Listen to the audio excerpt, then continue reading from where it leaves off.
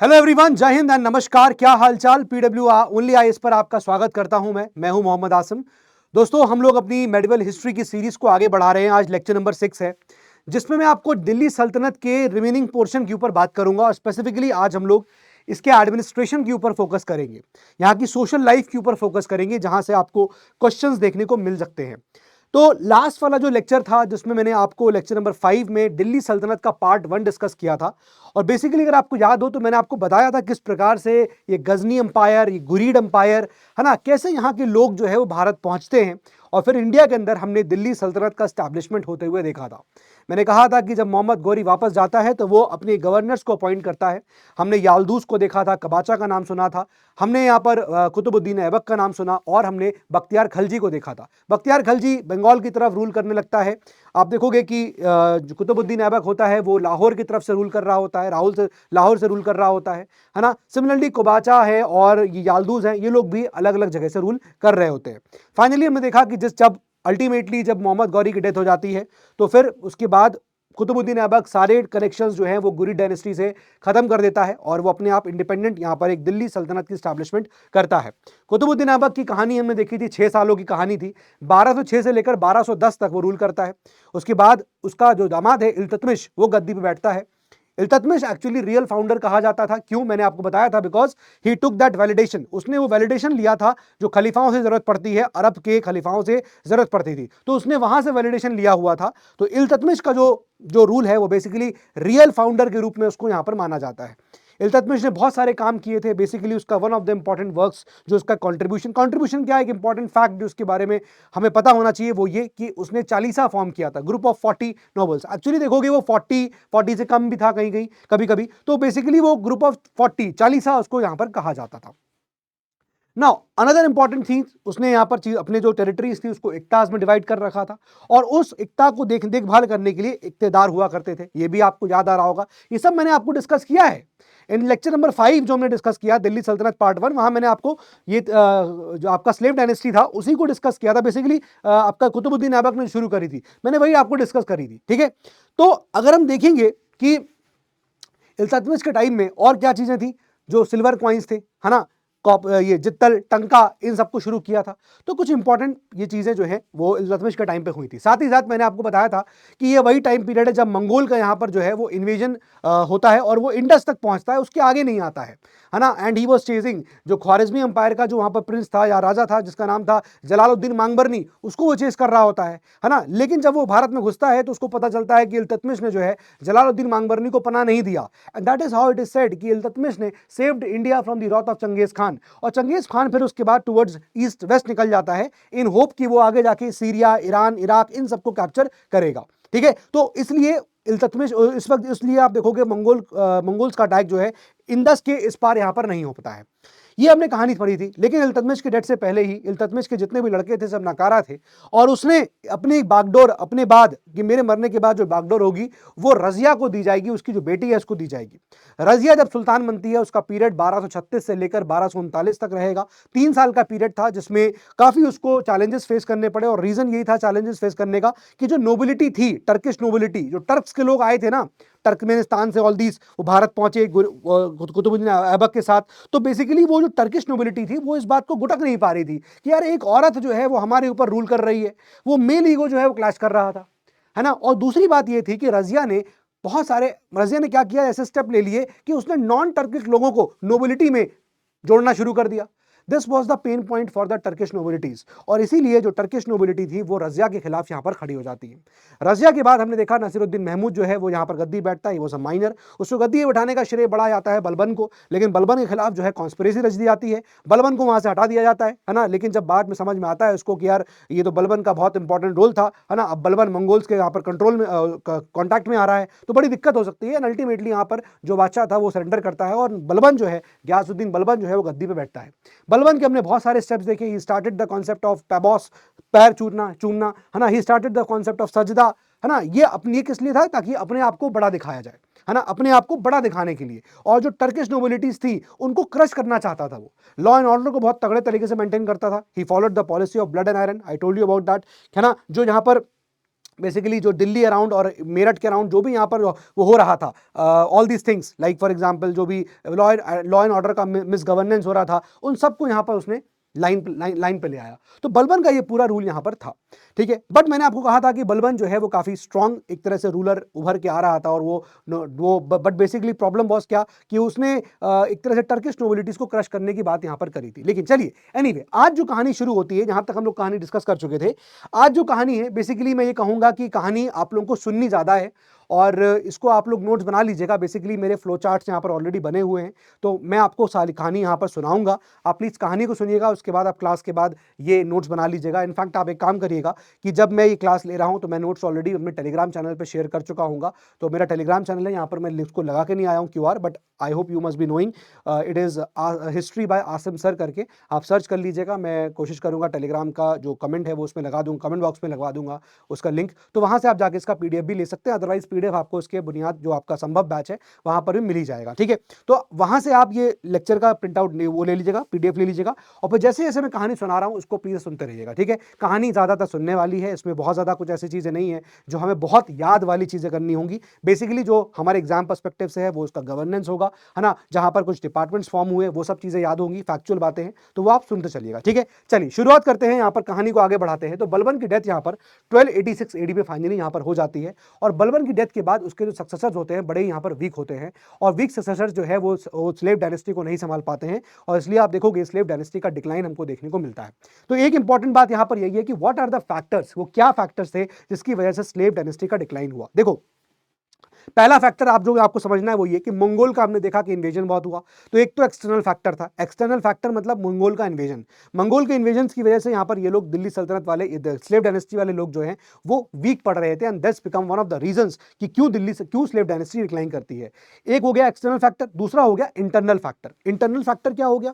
Internal factor जो यहाँ पर टर्किश नोबिलिटी थी, वो टर्किश नोबिलिटी रिवोल्ट कर देती है ना। कई बार हमने देखा रजिया के क्राइम पे भी रिवोल्ट किया, है ना। अब बलबन चूंकि उनको क्या कर रहा है, क्रश कर रहा है नोबिलिटीज को, बलबन उनको कह रहा है कि तुम अपनी औकात में रहो, all these things he is saying Balban. तो इस वजह से टर्किश नोबिलिटी यहां पर रिवोल्ट करती है। भाई ये तो हमें इनके जो इल्तुतमिश ने शुरू किया था चालीसा को बड़ी इज्जत दी गई थी इल्तुतमिश के टाइम पे, अब जब चालीसा को इज्जत नहीं मिल रही है तो जाहिर सी बात है कि टर्किश नोबिलिटी जो होंगे ये यहां पर रिवोल्ट करेगा। This became the second reason for the decline of the slave dynasty. Number three incompetent successor of Balban. Balban के सक्सेसर यहां पर वीक थे, और बिकॉज ये सक्सेसर्स वीक थे इस वजह से आप देखोगे कि स्लेव डायनेस्टी के 3 रीजंस इंपॉर्टेंट बनते हैं क्यों स्लेव डायनेस्टी यहां पर डिक्लाइन कर जाए, ठीक है। Now moving ahead Khalji dynasty की कहानी यहां से शुरू होगी। आज हम बेसिकली 2 डायनेस्टी को कवर करेंगे, 1290 से लेकर 1320 जो आपकी खलजी डायनेस्टी होगी, और फिर उसके बाद 1320 से लेकर 1414 तक ये आपकी पूरी जो है वो तुगलक डायनेस्टी होगी। इसके बाद जो सैयद डायनेस्टी थी और लोदी डायनेस्टी थी, हम उसको तब पढ़ेंगे जब मैं आपको मुगल को इंट्रोड्यूस कर रहा हूँ, क्योंकि इनका मेनली रोल वहीं पर आता है। और एनसीईआरटी के अंदर भी जो हम बेसिकली रेफर करते हैं, एक स्टैंडर्ड किताब भी है आपकी सतीश चंद्रा सर की, उसमें भी वहां पर उसको वहीं पढ़ाया गया है, ठीक है। इसलिए मैं इन लेक्चर्स में सतीश चंद्रा सर की किताब को बेस बना के चल रहा हूं, और जो भी एक्स्ट्रा चीजें हैं वहां पर बताता चलूंगा आपको, ठीक है। बट मेनली आपको समझना ये है कि देखो यार, मेडिवल हिस्ट्री से क्वेश्चंस अगेन पूछे जा रहे हैं, बट हाँ ये जो एरिया है थोड़े कम क्वेश्चन यहाँ से आए हुए हैं, ठीक है। हम पिछले 30 इयर्स का PYQ में आपको देने वाला हूँ, इस संडे आपको मिल जाएगा, तो कमिंग संडे, तो उसमें आप देखोगे कि क्वेश्चंस, नंबर ऑफ क्वेश्चंस कितने यहाँ पर पूछे गए हैं। बट नाउ जो क्वेश्चन ज़्यादातर पूछे जा रहे हैं विजयनगर अंपायर की तरफ से है, है ना। आपको चोल अंपायर यानी इंपीरियल चोलास से क्वेश्चन पूछे जाएंगे, इन सब जगह से क्वेश्चन आपको ज़्यादातर देखने को मिले हैं, ठीक है। तो ये जो टॉपिक्स हैं इनको हम यहाँ पर निकालते हैं, इनको समझते चलते हैं, कहानी सुनते चलते हैं, और आपका कॉन्सेप्ट क्लियर होता जाएगा। तो बेसिकली यहाँ पर 2 डायनेस्टीज, एक जो सबसे शॉर्टेस्ट लिव डायनेस्टी थी आपकी दिल्ली सुल्तानों की, आपकी ये खिलजी डायनेस्टी 30 सालों की, और सबसे लॉन्गेस्ट सर्विंग डायनेस्टी थी दैट इज तुगलक्स, वो भी आपको यहाँ पर क्लियर हो जाएगा। वो 94 ईयर्स अप्रोक्सीमेटली यहाँ पर रूल करती है, ठीक है। 2 बादशाहों के बारे में डिस्कशन होगा, जलालुद्दीन खलजी और दूसरा है अलाउद्दीन खलजी। देखो अब जलालुद्दीन खलजी जो है गद्दी पे जब बैठा, तो जलालुद्दीन खलजी का अगर आप पर्सनालिटी देखो तो ये बड़ा टॉलरेंट इंसान था, हर चीज को टॉलरेट कर लेता था, बड़ा बेनोवेलेंट इंसान था, दयालु राजा, दयालु बादशाह, दयालु सुल्तान था ये, ठीक है। और जब ऐसी पर्सनालिटी आपकी होगी, जब भी आप टॉलरेंट हैं, हर चीज को आप क्या करते हैं, टॉलरेट कर लेते हैं, चलो ठीक है कोई बात नहीं, होने दो, कोई दिक्कत नहीं है। आप बड़े बेनोवेलेंट हैं, कोई गलती भी कर रहा है तो कोई बात नहीं बेटा, सबसे होती है, गलती से इंसान सीखता है। जब आप इस तरह का एटीट्यूड रखेंगे एज अ बादशाह, एज अ सुल्तान इनफैक्ट, तो लोग आपको, प्रजा जो आपकी है ना, बड़ा आपको हल्का लेंगे, आपकी पर्सनालिटी बड़ी हल्की हो जाएगी। और यहाँ पर वही हो रहा था। तो बेसिकली यहाँ पर वो towards, he was tolerant towards other religion की टॉलरेंट था। और दूसरा, he did not give harsh punishment नहीं लेता था। And that is why you will find कि उसकी पर्सनैलिटी बड़ी वीक रही। एंड इनफैक्ट वो क्या कहता था, वो कहता था you can not make India, आप इंडिया को, you can not make India Darul Islam, that is Islamic state. कह रहा था कि भाई ये जो यहाँ पर लोग हैं जो अभी बलबन रह गए, ये जो यहाँ पर स्लेव डायनेस्टी थी, आप अगर कोशिश कर रहे हो कि आप भारत को दारुल इस्लाम बना दोगे, यानी लैंड ऑफ द मुस्लिम्स, तो ये पॉसिबल नहीं है। आपको इंडिया को वैसे ही गवर्न करना पड़ेगा जैसे कि यहाँ की प्रजा चाहती है। दिस वॉज द थिंग जो गयासुद्दीन तुगलक बोल रहा था, या आपका जलालुद्दीन खिलजी बोल रहा था। He was saying this कि आप इंडिया को दारुल इस्लाम थोड़ी बना दोगे, आप इस्लामिक स्टेट नहीं बना पाओगे। तो जलालुद्दीन खिलजी का आप टेन्योर देखिए, 1290 से लेकर 1296 एडी तक वो रूल करता है, ठीक है। लेकिन उसके टाइम पीरियड में ही already Alauddin Khilji, he was the governor of Awadh, वो ऑलरेडी अवध का गवर्नर था एंड ही वाज देयर। तो बेसिकली जलालुद्दीन खिलजी के टाइम पे इतना कुछ जानने के लिए है नहीं, सिवाय इसकी पर्सनालिटी के, कि जो पर्सनालिटी यहाँ पर ये रखता था, जिसकी वजह से जो उसकी प्रजा थी ना, या उसके नोबिलिटीज थे, वो बड़ा उससे नाखुश रहते थे, है ना, बड़ा उससे नाखुश रहते थे। तो यहाँ पर अलाउद्दीन खिलजी जब ये था, अलाउद्दीन खिलजी अवध का यहाँ पर गवर्नर था, और वो एक बार क्या करता है कि वो साउथ इंडिया का एक्सपीडिशन करता है, साउथ इंडिया का एक्सपीडिशन पे भेजता है लोगों को अपने, है ना। और साउथ इंडिया का एक्सपीडिशन वो करता है देवगिरी भेजता है वो। देवगिरी में वहां पर देखोगे राजा रामचंद्र थे, यादवा का डायनेस्टी था, उस पर वो हमला करता है, अटैक करता है, चढ़ाई करके वापस चला आता है। ये बात जलालुद्दीन खिलजी को पता चलती है। अब उस वक्त का प्रोटोकॉल क्या था, प्रोटोकॉल ये था कि भाई अगर आप कोई एक्सपीडिशन कर रहे हैं अपना, अगर कोई अगर कोई खिलजी डायनेस्टी है, उसका कोई सुल्तान है, अगर वो गवर्नर है, और अगर वो एक्सपीडिशन कर रहा है, तो उसको पहले ही सुल्तान को बताना पड़ेगा। अलाउद्दीन खिलजी ने बिना बताए ये एक्सपीडिशन किया था। और अब यहां पर जब वो जीत के आया, तो उसको जलालुद्दीन खिलजी ने बुलवाया कि बुलाओ अलाउद्दीन खिलजी को। अब यहां पर आप देखोगे कि जलालुद्दीन खिलजी जो है, वो अलाउद्दीन खिलजी का ससुर भी है। इन्होंने अपनी बेटी को ब्याह दिया था अलाउद्दीन खिलजी से, तो एक तरह से ये दामाद भी हैं। तो यहां पर क्या हुआ, अलाउद्दीन खिलजी को पता था कि भैया उसने प्रोटोकॉल तोड़ा है। प्रोटोकॉल यही था कि अगर आप एक्सपीडिशन करने जा रहे हो तो आपको सुल्तान को बताना चाहिए था। और अलाउद्दीन खिलजी ने सुल्तान को बताने की कोई भी यहाँ पर ख्वाहिश जाहिर नहीं करी कि मुझे बताना भी है ना। ही वॉज लीस्ट बॉदर्ड कि हम जलालुद्दीन खिलजी को बताएं, क्योंकि जलालुद्दीन खिलजी की पर्सनालिटी ऐसी है, पता है कुछ गलती हो भी जाएगी तो माफ करेगा, उसकी पर्सनालिटी ऐसी है, और ऊपर से हम दामाद भी हैं। तो यहां पर हुआ क्या कि जब अलाउद्दीन खिलजी आया एक्सपीडिशन करके वापस, तो जलालुद्दीन खिलजी को पता चला। जलालुद्दीन खिलजी ने बुलवाया, अलाउद्दीन खिलजी को बुलाओ। तो अलाउद्दीन खिलजी ने कहा कि मालिक, मैं जानता हूं कि आप क्यों बुला रहे हो, है ना, तो हम मतलब माफ कर दो, ऐसा कुछ हमने नहीं करेंगे वो। तो जलालुद्दीन खिलजी खुद ही मिलने जाता है। जब जलालुद्दीन खिलजी खुद मिलने जाता है, तो उसको समझाया जाता है कि भाई साहब एक काम करिए, आप ये इतनी बड़ी आर्मी लेके मत जाइए अलाउद्दीन खिलजी के पास, क्योंकि आप अगर इतनी बड़ी आर्मी लेके जाएंगे तो अलाउद्दीन खिलजी को पता चल जाएगा कि आप आ रहे हो उसको पनिश करने के लिए, उसने जो प्रोटोकॉल तोड़ा हुआ है, और अलाउद्दीन खिलजी भाग जाएगा। ये बात में जलालुद्दीन खिलजी फंस गया। जलालुद्दीन खिलजी अकेले पहुंचा, लिमिटेड लोग थे, अकेले क्या मतलब लिमिटेड लोग थे उसके साथ, उसकी फौज में लिमिटेड लोग थे। जैसे ही वो पहुंचा और अपने दामाद से गले मिलता है कि अरे भाई क्या बढ़िया काम किया तुमने, और इतना बड़ा एक्सपीडिशन करके आए हो, है ना, लेकिन तुम जो एक्सपीडिशन किए हो, तुम्हें हर चीज जो भी तुमने वहां से, जो भी तुम्हें वॉर में सामान मिला है, वो सारा चीज तुम्हें स्टेट ट्रेजरी में डालना पड़ेगा, क्योंकि वो अल्टीमेटली एक स्टेट का इन्वेजन है, और जो भी तुम जीत के आए हो तुम्हें स्टेट की ट्रेजरी में डालना पड़ेगा। अलाउद्दीन खिलजी ने कहा अरे कैसी बात कर रहे हैं पापा जी, बिल्कुल ऐसा करेंगे वैसा करेंगे, और ऐसा करते गले मिला, और गले मिलना जब उसने, तो पीछे से उसने फिर छुरा भोंक दिया, और यहाँ पर जलालुद्दीन खिलजी का चैप्टर एंड हो जाता है। अलाउद्दीन खिलजी ने अपने तरफ सपोर्ट पूरा ले लिया, सारे सोल्जर वोल्जर इनके थे वो सब इनकी तरफ आ गए, और अलाउद्दीन खिलजी ने अपने आप को सुल्तान घोषित किया। बात समझ में आ रही है, ही बिकम द सुल्तान इन 1296। तो बेसिकली ये जलालुद्दीन खिलजी की कहानी थी। अलाउद्दीन खिलजी में हमने यहाँ पर बताया he was against the policies of Jalaluddin Khilji. Jalaluddin Khilji की पॉलिसी से खुश नहीं था, जिस प्रकार का एटीट्यूड वो रखता था, है ना, उसने जलालुद्दीन खिलजी को यहाँ पर मार दिया। पूरी स्टोरी मैंने आपको बता दी। देन देवगढ़ का एक्सपीडिशन के बारे में मैंने बताया कि देवगढ़ भेजता है, और वो एक्सपीडिशन करता है, वहाँ के राजा रामचंद्र को हराता है, और उसको वहाँ पर हरा के वापस वो मतलब बेसिकली उसकी टीम हरा देती है, उसकी फौज हरा देती है, और फिर राजा रामचंद्र को दिल्ली लेके आते हैं। दिल्ली लेके आते हैं तो राजा रामचंद्र को ऐसा नहीं करते हैं कि उसको पीटते हैं, मारते हैं, कूटते हैं, उसको इज्जत देते हैं। क्यों? क्योंकि Alauddin Khilji was very much calculative.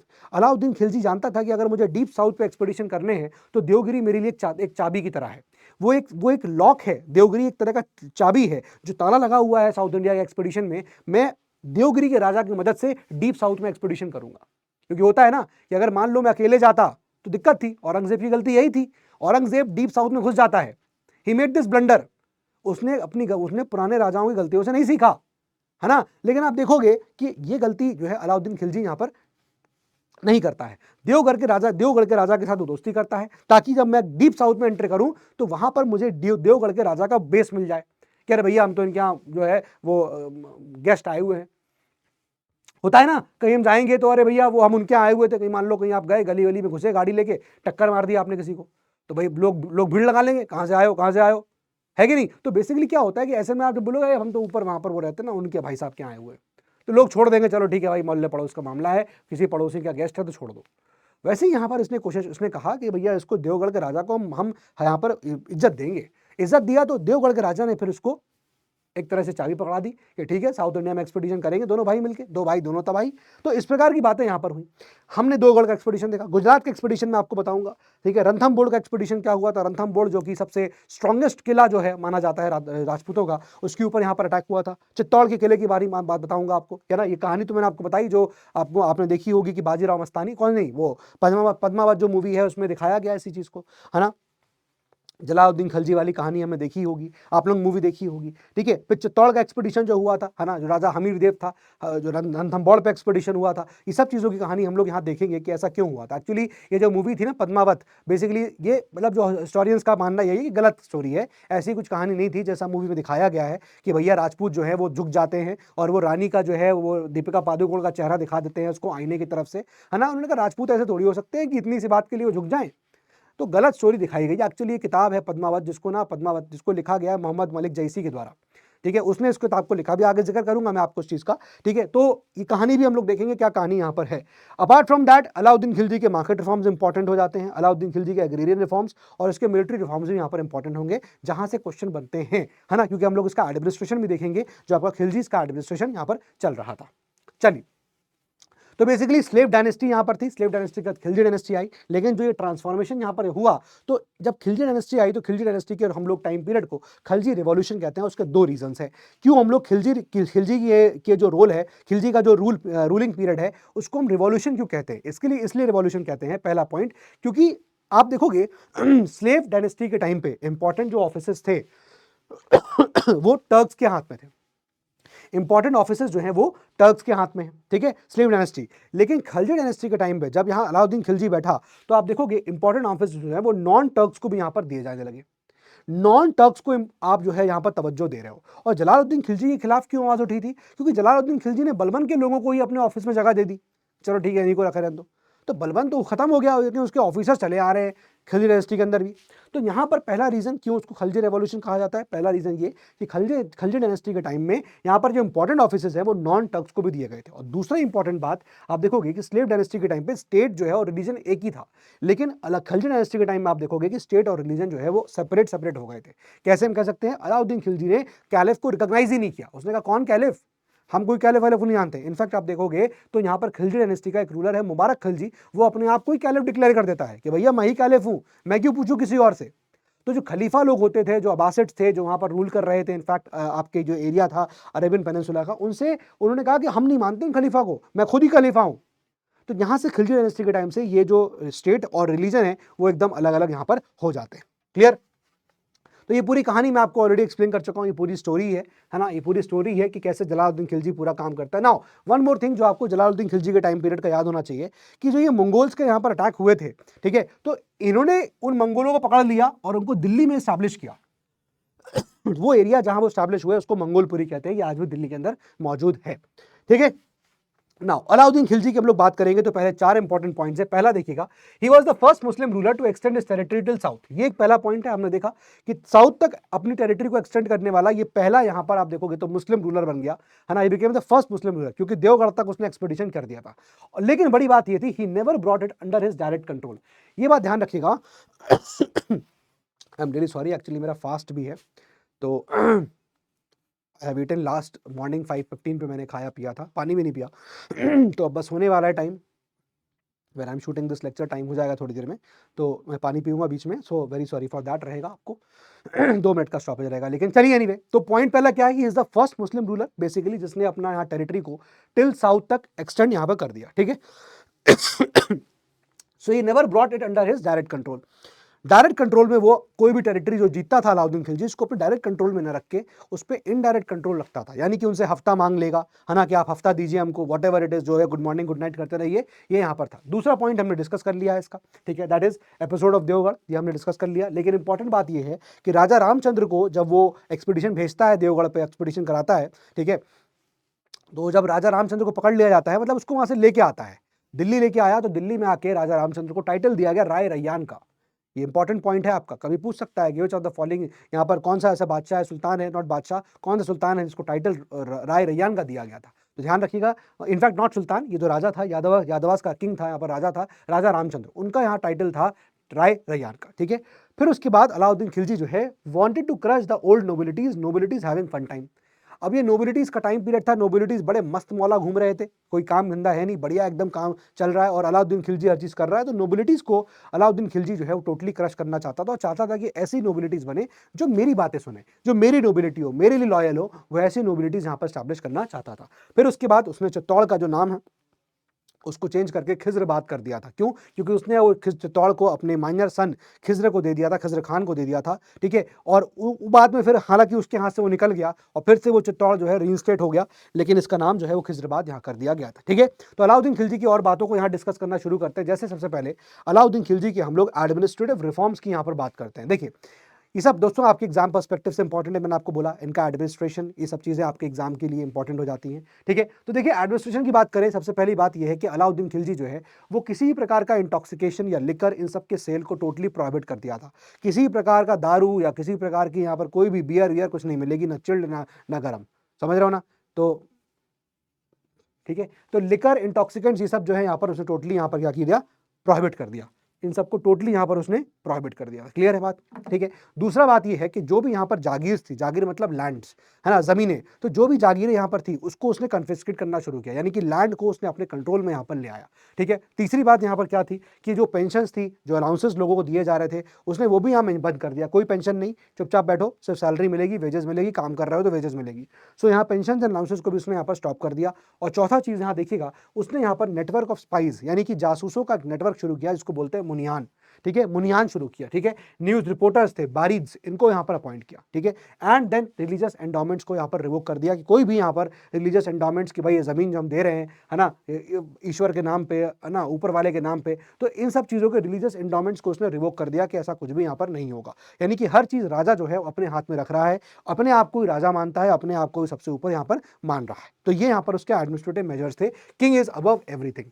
कुछ उसके एग्रेरियन रिफॉर्म्स थे, यानी कि कुछ उसने रेवेन्यू रिफॉर्म्स किए थे। जैसे फॉर एग्जांपल उसने यहां पर बिस्वा डिक्लेयर किया था, ये यूनिट हो गया है, यानी कि ये एक तरह का मेजर यूनिट था। ये आपका क्या है, standard unit of measurement of cultivable land. कोई भी अगर लैंड है जो कल्टीवेबल नेचर की है, यानी खेती उस पर हो सकती है, तो उसको मेजर करने का जो तरीका था उसको बिस्वा यहां पर कहा जाता है। दूसरी बात, खराज। खराज क्या है? खराज इज बेसिकली लैंड रेवेन्यू।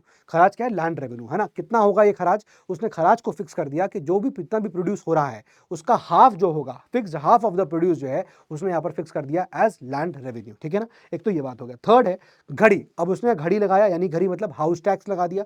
फिर उसके बाद उसने चराई यानी कि ग्रेजिंग टैक्स को लगा दिया कि अगर आपके जानवर चराई कर रहे हैं तो आपको ग्रेजिंग टैक्स देना पड़ेगा, है ना, आपको चराई टैक्स देना पड़ेगा। और अगर आपका घर वर भी है तो आपको घड़ी टैक्स भी यहाँ पर देना पड़ेगा। ये सारे इसके एग्रोरियन या फिर रेवेन्यू रिफॉर्म्स कह सकते हैं कि रेवेन्यू कैसे उसने इकट्ठा करना शुरू किया था। इनफैक्ट जो यहाँ पर मिडिल मैन थे, जिनको हम लोग खुद कहते हैं, मुकद्दम्स कहते हैं, उनको यहाँ पर उसने कर्व कर दिया, यानी कि कोई भी मिडिल मैन नहीं होगा। यानी कि सुल्तान है और सुल्तान के साथ सीधे सीधे बीच में क्या होंगे? पीजेंट्स होंगे। तो कोई बीच में मिडिल मैन यहाँ पर नहीं होगा। खुद मुकद्दम्स और ये चौधरीज जो बीच थे यहाँ पर, इन सबको खत्म कर दिया। इसके अलावा देखिए यहाँ पर रेवेन्यू डिपार्टमेंट एक दीवान मुस्तकराज को स्टैब्लिश किया गया। ये क्वेश्चन यहाँ पर पूछा जाता है, प्रीवियसली इस तरह के सवाल यहाँ पर पूछे गए हैं कि कौन सा डिपार्टमेंट यहाँ पर किस सुल्तान ने यहाँ पर स्टैब्लिश किया था। इसलिए मैं आपको बोल रहा हूँ ये सारे एडमिनिस्ट्रेशन वाले एंगल हैं, तो ये भी आप याद करके रखिएगा। दीवान मुस्तकराज किसने शुरू किया था? रेवेन्यू डिपार्टमेंट किसने? ये दीवान मुस्तकराज है क्या? ये एक रेवेन्यू डिपार्टमेंट है। स्टैब्लिश किसने किया है? इसको अलाउद्दीन खिलजी ने स्टैब्लिश यहाँ पर किया था।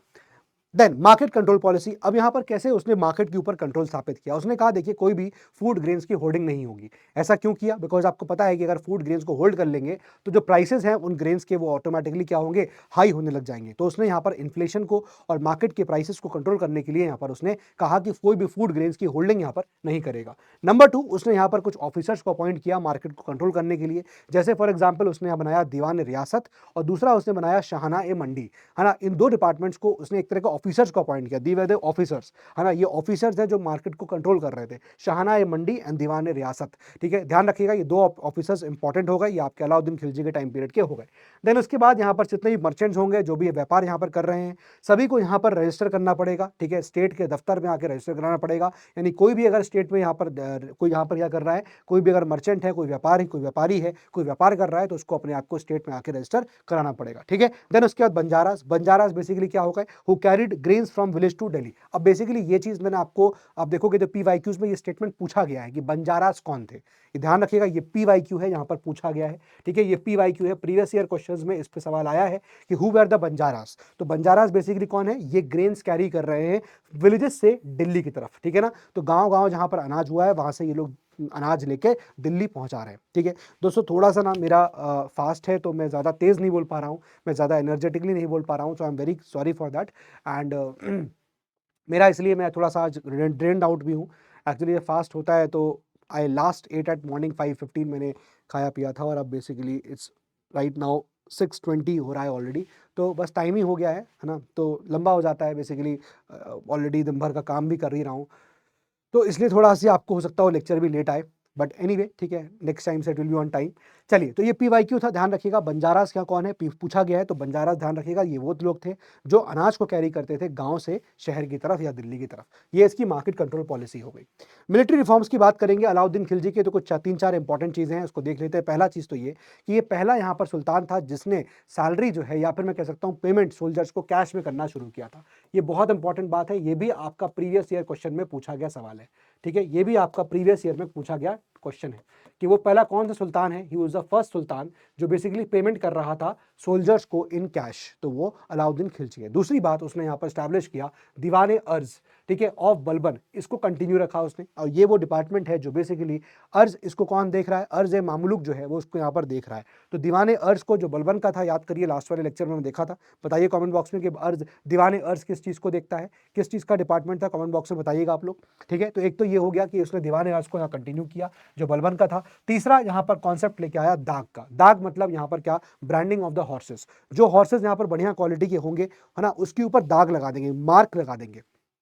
बेसिकली मार्क से यहाँ पर डिस्टिंग्विश करना था कौन सा घोड़ा अच्छी क्वालिटी का है और कौन सा घोड़ा यहाँ पर खराब क्वालिटी का है। तो ये चीज़ यहाँ पर कॉन्सेप्ट ऑफ दाग यहाँ पर इंट्रोड्यूस किया गया था। इसी तरह से आप देखोगे कॉन्सेप्ट ऑफ चेहरा इंट्रोड्यूस किया गया था, यहाँ पर हुलिया जिसको कहते हैं। तो चेहरा क्या होता है, हुलिया क्या होता है, किसी कोई सोल्जर की पहचान, है ना, यानी कि अटेंडेंस ऑफ सोल्जर्स एक तरह से। तो चेहरा, हुलिया, पहचान, अटेंडेंस, कौन सा सोल्जर यहाँ पर है कौन सा नहीं है। मतलब ऑब्वियसली इतनी बड़ी सेना है तो जाहिर सी बात है कि जो सुल्तान है वो सबको पहचान नहीं सकता, है ना। तो descriptive roles of the soldiers, soldiers का डिस्क्रिप्टिव रोल, देखने में कैसा है ना, कैसा इसके यहाँ पर क्या है, भाई तिल लगा है यहाँ पर, चेहरे पे कोई तिल है ना, 2 हाथ है, 4 हाथ है, वॉट एवर इट इज। तो बेसिकली पॉइंट ये है कि कॉन्सेप्ट ऑफ चेहरा था, ये एक तरह से अटेंडेंस की बात थी कि सारे सोल्जर्स जो है वो अवेलेबल हैं क्या है और सब काम कर रहे हैं कि नहीं। ठीक है, इसके अलावा देखिए 3 ग्रेड्स ऑफ सोल्जर्स थे यहाँ पर। एक तो थे फुट सोल्जर्स जो पैर से जो फुट सोल्जर्स हैं, फिर एक आपके थे सोल्जर्स जिनके पास एक घोड़ा था जिसको यहाँ पर एक अस्पा, और सोल्जर्स जिनके पास 2 घोड़े थे जिसको यहाँ पर 2 अस्पा बोला जाता है। तो ये यहाँ पर मिलिट्री रिफॉर्म्स था जो अलाउद्दीन खिलजी ने यहाँ पर किया था।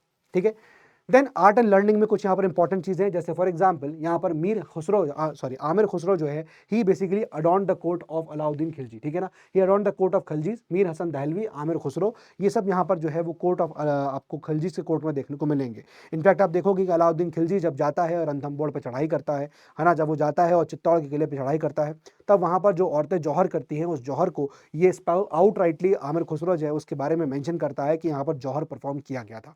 तो बेसिकली ये 2 लोगों का नाम ध्यान रखिएगा, अलाउद्दीन खिलजी के कोर्ट के लिए इंपॉर्टेंट है, ये आपके पीवाईक्यू की फॉर्म में पूछा जा चुका है सवाल। ठीक है, देन अलाउद्दीन खिलजी ने एक नया शहर स्थापित कर दिया था जिसको हम लोग सिरी कहते हैं, ठीक है। He built a new city that is called as Siri, ध्यान रखिएगा, ठीक है। फिर उसके बाद देखिएगा यहाँ पर बिल्ड जमात खाना। ना जमात खाना मस्जिद एट निजामुद्दीन औलिया की दरगाह पर उसने यहाँ पर ये जमात खाना का यहाँ पर कंस्ट्रक्शन करवाया। एंड इंपॉर्टेंटली उसने अलाई दरवाजा को भी यहाँ पर बनवाया था, ठीक है। अलाई मीनार भी बनवाता है, हम लोग उसको देखेंगे अभी यहाँ पर कि जब हम इसके बात करेंगे कल्चर की, यहाँ पर मॉन्यूमेंट्स आर्किटेक्चर की बात करेंगे कि अलाई मीनार को बनाना शुरू करता है, लेकिन और अलाई मीनार को बनाने का उसका ख्वाब ये था कि इसको कुतुब मीनार से बड़ा बनाएंगे। कैसे कह सकते हैं हम लोग इस बात को, क्योंकि जो अलाई मीनार का बेस है, जो सबसे ग्राउंड फ्लोर वाला उसका मीनार जो बनाया जा रहा था, वो बहुत ही ब्रॉड था, in fact very much broad from the Qutub Minar also. इसलिए उसका ख्वाब था कि हम अलाई मीनार को कुतुब मीनार से भी ऊंचा बनाएंगे, लेकिन उसकी डेथ हो जाती है, दैट इज वाई फिर वो अलाई मीनार जो है वो ख्वाब ही रह जाता है, ठीक है। ये आर्ट एंड लर्निंग यहाँ पर हो गया।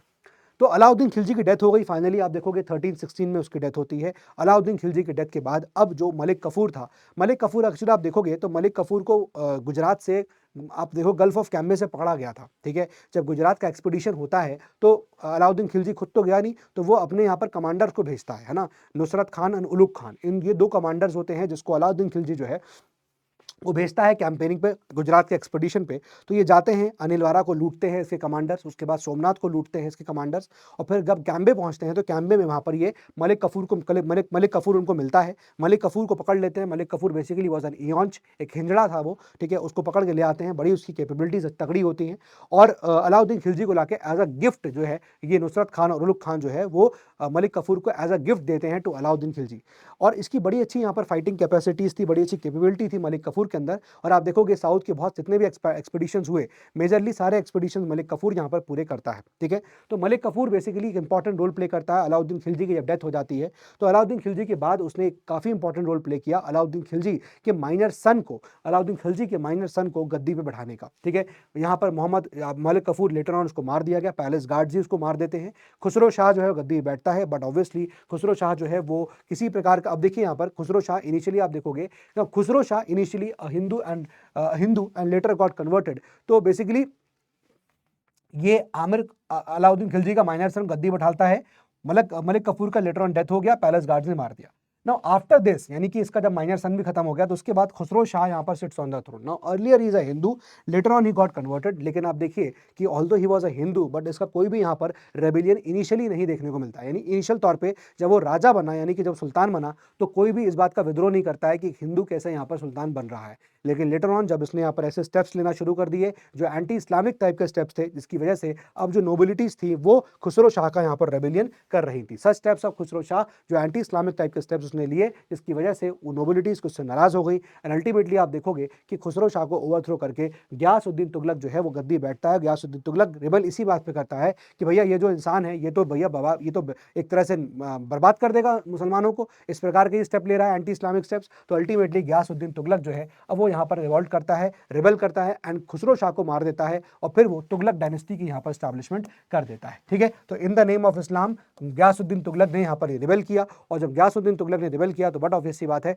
कि कोई भी इस चीज को लेकर, because he was doing this in the name of इस्लाम, इसलिए किसी ने भी इस बात का रिवोल्ट नहीं किया कि गयासुद्दीन तुगलक ने यहाँ पर क्यों खुसरो शाह को मार दिया, और इस तरह से तुगलक डायनेस्टी का यहाँ पर स्टैब्लिशमेंट हो जाता है, ठीक है। तो यहाँ आप देखिए मैंने ऑलरेडी यहाँ पर कुछ चीज़ दिखाई है कि किस प्रकार से ये पूरा कंट्रोल जो है यहाँ पर अब दिल्ली सल्तनत का होता चला जा रहा है। ना खलजीज के टाइम पे एक्सपेंशन किस प्रकार से हुआ, आप देखोगे एक एक्सपेंशन नॉर्थ इंडिया की तरफ किया उन्होंने, और एक कुछ एक्सपेंशन की कोशिश उन्होंने साउथ इंडिया की तरफ भी करी थी, ठीक है। जब हम नॉर्थ इंडिया की बात करते हैं तो एक्सपीडिशन गुजरात की तरफ हुआ, राजस्थान की तरफ हुआ, मालवा की तरफ हुआ, लेकिन इस एक्सपीडिशन में यहाँ पर अलाउद्दीन खिलजी कई जगह यहाँ पर सक्सेसफुल भी था, कई जगह अनसक्सेसफुल भी था। लेकिन द पॉइंट इज कि यहाँ पर आसान क्यों था, आसान इसलिए था क्योंकि राजपूत के अंदर कोई भी यूनिटी नहीं थी। राजपूत वर स्ट्रॉन्ग बट उनके अंदर कोई यूनिटी नहीं थी, है ना, पावरफुल थे but did not unite, it was easier to control them, और इसलिए इनको कंट्रोल करना यहाँ पर आसान था। ये पूरा एरिया जो है आप देखोगे गुजरात, राजस्थान और मालवा का एरिया, ये पूरा राजपूताना का एरिया कहा जाता है, ठीक है। साउथ इंडिया की बात करेंगे तो यहाँ पर देवगढ़ था, मैंने आपको बताया किस प्रकार से इसका यहाँ पर एक्सपीडिशन किया गया। हॉयसलास थे, पांड्यास थे, मदुराई के, तो यहाँ पर ये भी यूनाइटेड नहीं थे, और इस तरह से यहाँ पर साउथ इंडिया पे कैप्चर करना बहुत ज़्यादा आसान हो रहा था। ना कहानी में हम देखेंगे किस प्रकार से गुजरात के एक्सपीडिशन को मैंने आपको बताया कि गुजरात का एक्सपीडिशन क्या था कि उसने जब 1299 पे अलाउद्दीन खिलजी ने एक्सपीडिशन किया यहाँ पर गुजरात का, तो उस वक्त गुजरात का जो रूलर था उसका नाम था राय करण।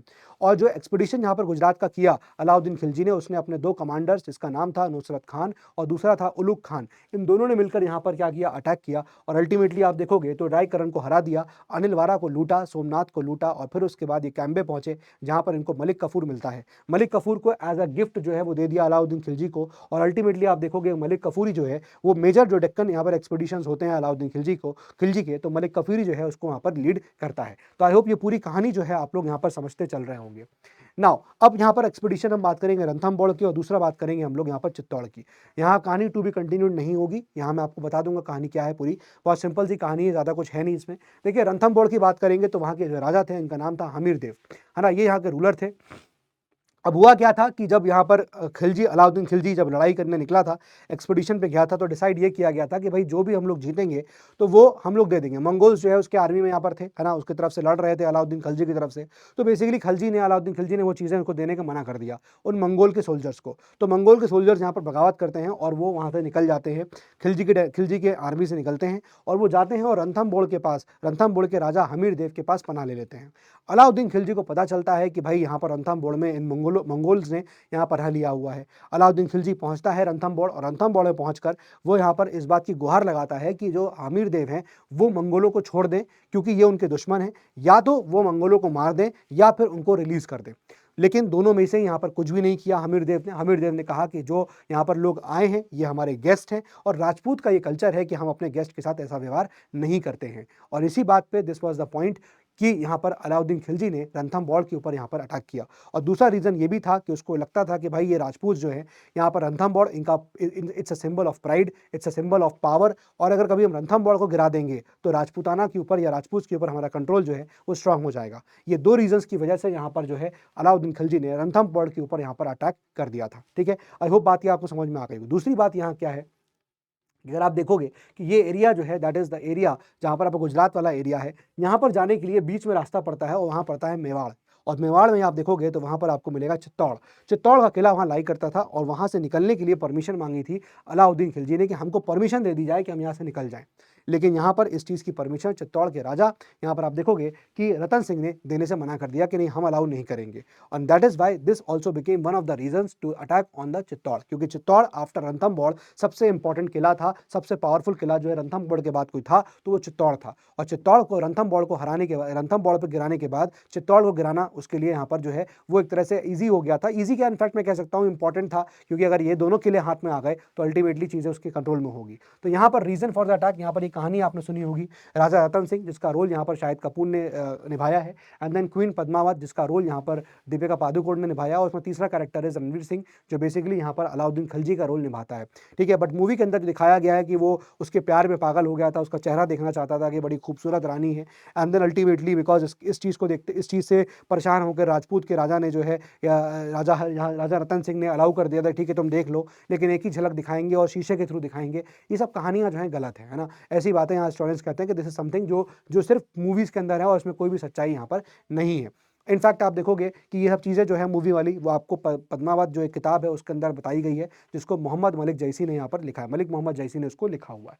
ठीक है, तो what are the reason for the attack, reason for the attack is clear कि भाई उसको यहाँ से निकलना था, दिल्ली से उसको निकलना था, मेवाड़ रास्ते में पड़ता गुजरात जाने में, और मेवाड़ से उसने पास करने का परमिशन मांगा था, लेकिन उसको परमिशन नहीं मिला था, and that became one of the reason for the attack on Chittor. ठीक है, आई होप ये कहानी आपको यहाँ पर समझ में आ गई होगी। तो यहाँ पर एक बात ध्यान रखिएगा कि अभी अलाउद्दीन खिलजी के टाइम तक या खलजीज के टाइम तक आप देखोगे तो डायरेक्ट कंट्रोल जो है वो अपने टेरिटरीज पे नहीं रखते थे, यानी कि खलजीज जो है जो भी यहाँ पर अचीव करते थे, जो भी यहाँ टेरिटरी पे कंट्रोल करते थे, उस टेरिटरी को वो अपने कंट्रोल में यहाँ पर पूरी तरह से नहीं लेते थे, डायरेक्ट कंट्रोल नहीं रखते थे। It was a indirect control, more or less ऐसा समझ सकते हैं। लेकिन जब यहाँ तुगलक का रूल आएगा, इनफैक्ट आप देखोगे जब मोहम्मद बिन तुगलक यहाँ रूल करेगा, MBTs मोहम्मद बिन तुगलक और AK जो है वो अलाउद्दीन खिलजी है, तो जब मोहम्मद बिन तुगलक रूल करेगा तो वो डायरेक्ट कंट्रोल यहाँ पर करता है उसकी टेरिटरीज पे, यानी जहां जहां वो जीतता है उस पर डायरेक्ट कंट्रोल वो करता है। ठीक है, तो ये सब ये बेसिक कंसेप्ट है जो ध्यान रखेगा। अब चलिए यहां से हम लोग तुगलक डायनेस्टी को स्टार्ट करते हैं। दोस्तों जस्ट गिव मी 1 मिनट, मैं जस्ट थोड़ा पानी पी लूं, 1 मिनट का समय मुझे आप दीजिएगा।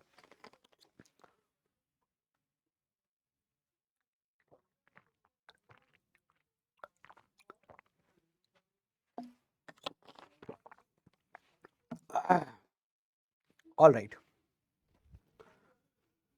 तुगलक डायनेस्टी। अब तुगलक डायनेस्टी में हम लोग यहां पर 3 सुल्तानों के बारे में पढ़ेंगे, और वो है गयासुद्दीन तुगलक, फिर उसके बाद एक बड़ा ही idiot character of history Mohammad bin Tughlaq, and then Firoz Shah Tughlaq. Ghiyasuddin Tughlaq, Mohammad bin Tughlaq, जिसको बड़ा क्रिटिसाइज किया जाता है फॉर हिज एक्सपेरिमेंट्स, कि उसने जो एक्सपेरिमेंट्स किए वो ज़्यादातर उसके फेल्योर में कन्वर्ट हुए और फेल हुआ। That is why you will find कि इकोनॉमी जो है बड़ी ज़्यादा यहाँ पर गिर जाती है इसके टाइम पीरियड में। यानी कि तुगलक के टाइम में, इनफैक्ट मोहम्मद बिन तुगलक के टाइम में आप देखोगे कि जो दिल्ली सल्तनत है वो अपने चरम पे पहुंचता है ना। दिल्ली सल्तनत, मैं तुगलक डायनेस्टी नहीं बोल रहा हूँ, मैं कह रहा हूँ दिल्ली सल्तनत भी अपने चरम तक पहुंचता है during the time of Mohammad bin Tughlaq.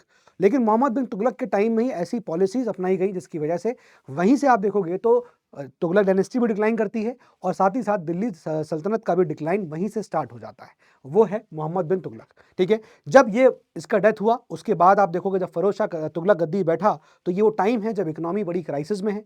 Economy crisis में है तो इट इज़ वेरी डिफिकल्ट, और ऐसे में उसका जो फोकस होगा एक्सपेंशन पे नहीं जाएगा, वो एक्सपैंड करने का फर्दर ट्राई नहीं करेगा, बिकॉज उसके लिए इंपॉर्टेंट क्या है कि अभी इकोनॉमी को जो भी यहाँ पर हमारे बची है, जो टेरिटरीज हमारे पास हैं, उसको कंसोलिडेट करना, उसको अपने मजबूती में, उसको अपने मजबूत कंट्रोल में लाना, यही उसका यहाँ पर कंट्रोल होगा। और इस चीज़ को करने के लिए जो लोग इतने ज़्यादा परेशान हो गए थे, है ना, मोहम्मद बिन तुगलक की प्रैक्टिसेस की वजह से, उसकी पॉलिसीज़ की वजह से, तो यहाँ पर फिरोज शाह तुगलक ने सबको अपीज़ करने की कोशिश करी, इसलिए उसकी पॉलिसीज़ को हम लोग अपीजमेंट पॉलिसी कहते हैं। तो इसका यहाँ पर 2 फोल्ड ऑब्जेक्टिव होगा फिरोज शाह तुगलक का। पहला तो ये वो सबको खुश करना चाहेगा अपीजमेंट पॉलिसी, ताकि उसको सभी वर्ग के लोगों का सपोर्ट मिले और वो अपने अपने अपने कंट्रोल को या अपने रूल को बड़ा स्मूथली चला पाए। इस ऑब्जेक्टिव के साथ उसने यहाँ शुरू किया था। दूसरा, अंपायर कंसोलिडेशन, यानी कि मैंने आपको बताया कि हर चीज़ बिखर रही थी, इकोनॉमी टूट रही थी, इकोनॉमी डिक्लाइन हो रही थी, और ऐसे में उसका यहाँ पर यही जो रोल होगा कि हमें अपने अंपायर को कंसोलिडेट कर लिया जाए। ठीक है, बात समझ में आ रही है? थोड़ा एसी ऑन कर देना। ठीक है guys, just give me a minute.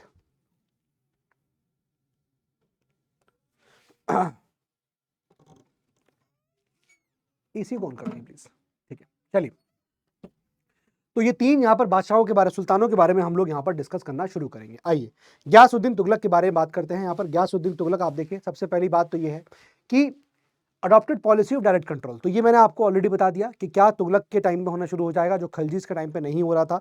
खिलजीज direct control में चीज़ों को नहीं लेते थे, लेकिन तुगलक जो है वो चीज़ों को डायरेक्ट कंट्रोल में अपने ले लेते थे। ठीक है ना, यानी कोई भी टेरिटरी जीतेंगे तो उसको अपने डायरेक्ट कंट्रोल में ले आएंगे। दूसरी बात, let down foundation, big palace fort. Tughlaqabad का फाउंडेशन जो है वो यहाँ पर गयासुद्दीन तुगलक ने रखा था। इनफैक्ट आप देखोगे ये पहला सुल्तान है who is credited for digging canals बनाने के लिए सबसे बड़ा क्रेडिट जो है वो यहाँ पर गयासुद्दीन तुगलक को जाता है।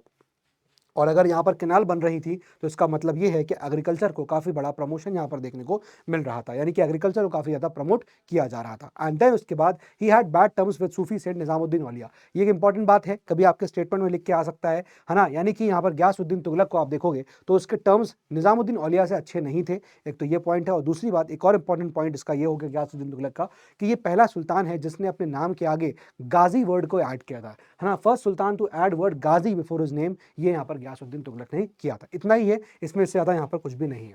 मोहम्मद बिन तुगलक के बारे में आएंगे। देखिए यहाँ पर बहुत सारी चीज़ें लिखी हुई हैं, so you please just focus on my fingers. जहाँ जहाँ मैं आपको पॉइंट आउट करूँगा आप उनको पॉइंट को देखिएगा, एंड स्लोली एंड ग्रेजुअली आप सारे पॉइंट्स को यहाँ कवर कर लोगे। देखिए पहला पॉइंट क्या है मोहम्मद बिन तुगलक का, इसने सबसे पहले काम क्या किया, इसने एक फेमीन कोड बनाया, है ना, formulated famine code to provide relief to people affected with famine. तो जो लोग फेमीन से अफेक्टेड हो गए थे, भुखमरी आ गई थी, है ना, उससे जो लोग अफेक्टेड हो गए थे उसको निकालने के लिए, उन लोगों को वहाँ से प्रॉब्लम से बचाने के लिए उसने एक फेमीन कोड को बनाया था। दूसरा इंपॉर्टेंट पॉइंट, उसके यहाँ पर एक्सपेरिमेंट्स को कहा जाता है 5 एम्बिशियस प्रोजेक्ट्स उसके, जो अल्टीमेटली फेल्योर में कन्वर्ट होते हैं। जैसे पहला उसका एम्बिशियस प्रोजेक्ट क्या था कि उसने दोआब का जो एरिया था जहाँ पर बहुत अच्छा एग्रीकल्चर हो रहा था, उसने वहाँ से और पैसा वसूलने के चक्कर में टैक्सेशन वहाँ पर हाई कर दिया, और जब दोआब के एरिया में टैक्सेशन हाई हो गया, ठीक है, तो ये ultimately it's a problem for the people, लोगों के लिए प्रॉब्लम बन गया। और जब लोगों के लिए प्रॉब्लम बनता है तो आप देखोगे कि अल्टीमेटली क्या हुआ कि इसने फिर जब लोगों के पास पैसा नहीं है टैक्सेशन करने, टैक्स देने के लिए, तो उसने कहा लोग टैक्स कैसे देंगे, तो लोगों को उसने लोन देना शुरू किया, एग्रीकल्चर लोन्स देना शुरू किए उसने, जिसके आप जैसे देखोगे तक्कवी लोन्स, है ना, ये इंपॉर्टेंट है, TACCAVI तक्कवी मिलेगा, कहीं आपको TAQAVI मिल जाएगा, तो तक्कवी लोन्स देना शुरू किए। साथ ही साथ उसने सोंधर लोन्स भी देना स्टार्ट किए, है ना। He was the first sultan to basically advance loans, जिसको सोंधर लोन्स कहते थे। बेसिकली पीजेंट्स को दिया जाता था वेल्स या डिगिंग या फिर जो कुएं हैं इन सबको खोदने के लिए। तो बेसिकली बेसिकली यहाँ पर इसके एम्बिशियस प्रोजेक्ट्स में इसने टैक्सेशन किया। एम्बिशियस ये प्रोजेक्ट था उसका कि भाई खूब पैसा कमाए यहाँ पर, तो उसने यहाँ पर क्या किया, दोआब के एरिया में टैक्सेशन बहुत ज़्यादा हाई कर दिया था और इसको ओवरकम करने के लिए लोगों को प्रॉब्लम में आ गए थे, तो उसने सोंदर लोन्स दिए, साथ ही साथ उसने यहाँ तक का भी लोन्स या एग्रीकल्चर लोन्स यहाँ एडवांस करना शुरू किए थे। ठीक है, नंबर 2, कैपिटल जो उसकी थी वो दौलताबाद उसने शिफ्ट कर दी, यानी कि अभी तक कैपिटल दिल्ली थी और उसने कहा कि दिल्ली में मज़ा नहीं आ रहा है, दिल्ली में बैठ के मैं साउथ इंडिया की जो खूबसूरती है, साउथ इंडिया की जो वादियाँ हैं उसका मैं मज़ा नहीं ले पा रहा हूँ। तो उसने क्या किया, उसने अपने कहा लोगों से चलो एक काम करते हैं, लोग नहीं, इनफैक्ट उसका पूरा एडमिनिस्ट्रेशन चला गया, इनफैक्ट लोग भी बहुत सारे ट्रांसफर हुए थे, ऐसा नहीं है कि लोग नहीं गए थे, बहुत सारे लोग भी जो है माइग्रेट किए थे उसके साथ, है ना, और कई जगह बीच में रुका भी था वो। ठीक है, इसलिए आप देखोगे कि आगे चल के फिरोज शाह तुगलक कई सारे सराय बनाएगा, SARAI सराइज बनाएगा। तो मोहम्मद बिन तुगलक बहुत बड़ा पगलेट था, वो पूरी यहाँ पर कैपिटल शिफ्ट करता है, दिल्ली से दौलताबाद जाता है, बहुत खर्चा होता है ना, बहुत सारे लोगों की डेथ हो जाती है रास्ते में, बहुत सारे लोग बीमार पड़ जाते हैं। जब दौलताबाद में बैठा होता है तो उसको लगता है अरे दिल्ली का ग्लैमर मिल रहा, दिल्ली का ग्लैमर नहीं मिल रहा उसको दिल्ली का ग्लैमर भी चाहिए था, है ना, तो दिल्ली का ग्लैमर मिस कर रहा है, उसने कहा वापस चलते हैं, दौलताबाद से वापस वो दिल्ली आ गया। तो ये जो उसने यहाँ पर टू एंड फ्रो किया, इसमें बहुत सारा नुकसान हुआ, पैसा खर्च हुआ, है ना, इकोनॉमी यहाँ पर बहुत बुरी तरह से इम्पैक्टेड हुआ, and this was again a failure. जो उसने एक्सपेरिमेंट किया था, ये भी उसका एक्सपेरिमेंट यहाँ पर फेल हो गया। तीसरा important point, token currency bronze. अब देखो यहाँ पर क्या था कि अभी तक आप देखोगे तो ब्रॉन्ज को बनाना बड़ा आसान था, सिल्वर करेंसी चल रही थी, उसको मतलब ब्रॉन्ज बनाना घर घर आसान था, है ना, ब्रॉन्ज का जो bronze coins banana is easier, है ना तो इट इज सिंपल, ब्रॉन्ज जो है घर घर बन जाता था, लेकिन सिल्वर नहीं बन रहा था। तो उसने क्या किया, उसने यहाँ पर बहुत सारी ब्रॉन्ज करेंसी को छाप दिया। जब ब्रॉन्ज करेंसी उसने छापी तो हुआ क्या कि लोगों ने घर घर जो उस ब्रॉन्ज करेंसी का डुप्लीकेसी करना शुरू कर दिया, यानी कि बहुत सारा उसने फेक करेंसी लोग बनाना शुरू कर दिए और मार्केट के अंदर बहुत ज़्यादा ब्रॉन्ज करेंसी फ्लड हो गया, जिसकी वजह से जो करेंसी की जो वैल्यू थी वो गिर रही थी और इनफैक्ट आप देखोगे कि बहुत सारा इन्फ्लेशन जो है बढ़ गया था। फिर उसने इसको कंट्रोल करने के लिए उसने अपने जो कॉइन्स इशू किए थे उसको वापस ले लिया। उसने कहा कि ठीक है, जिसके पास ब्रॉन्ज है उसको ला के मुझे वापस कर दीजिए, हम उसको वापस से सिल्वर दे देंगे। तो लोगों ने बहुत सारे फेक ब्रॉन्ज कॉइन्स को मिंट करके वापस एक्सचेकर को दिया, यानी कि स्टेट ट्रेजरी को दिया। इनफैक्ट जितना लोगों के पैसा था नहीं, उससे ज़्यादा उनको वापस आ गया। तो ये एक तरह का अगेन यहाँ पर उसने जो है वो एक खराब स्टेप लिया और ये उसका फेलियर में कन्वर्ट होता है। उसका खुरासन एक्सपेडिशन और उसका यहाँ पर कराची एक्सपेडिशन, जो बेसिकली एक फेल्योर में होता है, एक्सपेडिशन करना चाहता है, वो चाहता है कि अपने यहाँ पर सेना भेजे, बट वो एक्सपेडिशन में फेल हो जाता है, वहाँ पर उसको कुछ भी हासिल नहीं होता है। ठीक है, उसके बाद ये स्टेटमेंट आपसे पूछा जाता है, ये क्वेश्चन आपसे पूछा जाता है, दीवान आमिर कोही ये क्या है? ये बेसिकली एक एग्रीकल्चर डिपार्टमेंट है। ये क्या है? ये बेसिकली एक एग्रीकल्चर डिपार्टमेंट है और एग्रीकल्चर डिपार्टमेंट किसने स्टैब्लिश किया था? मोहम्मद बिन तुगलक ने यहाँ पर इसको स्टैब्लिश किया था। ठीक है, थोड़ा वॉल्यूम चेक कर लो, मेरा वॉल्यूम कम है, मेरा बहुत ज़्यादा ताकत। ठीक है, हेलो, अभी ठीक आ रही है आवाज़? ठीक है ना? ठीक है, चलिए। फिर उसके बाद देखिए यहाँ पर एग्रीकल्चर लोन्स मैंने आपको बता दिए ऑलरेडी, एग्रीकल्चर एडवांसेस उसने किए थे। देन एक इंपॉर्टेंट पॉइंट यहाँ पर ये है, ई पॉइंट देखिएगा, फर्स्ट सुल्तान, ये मैंने आपको बता दिया। F point, ibn Battuta came in his time, और यहाँ पर इब्न बतूता की किताब रेहाला यहाँ पर वो लिखता है।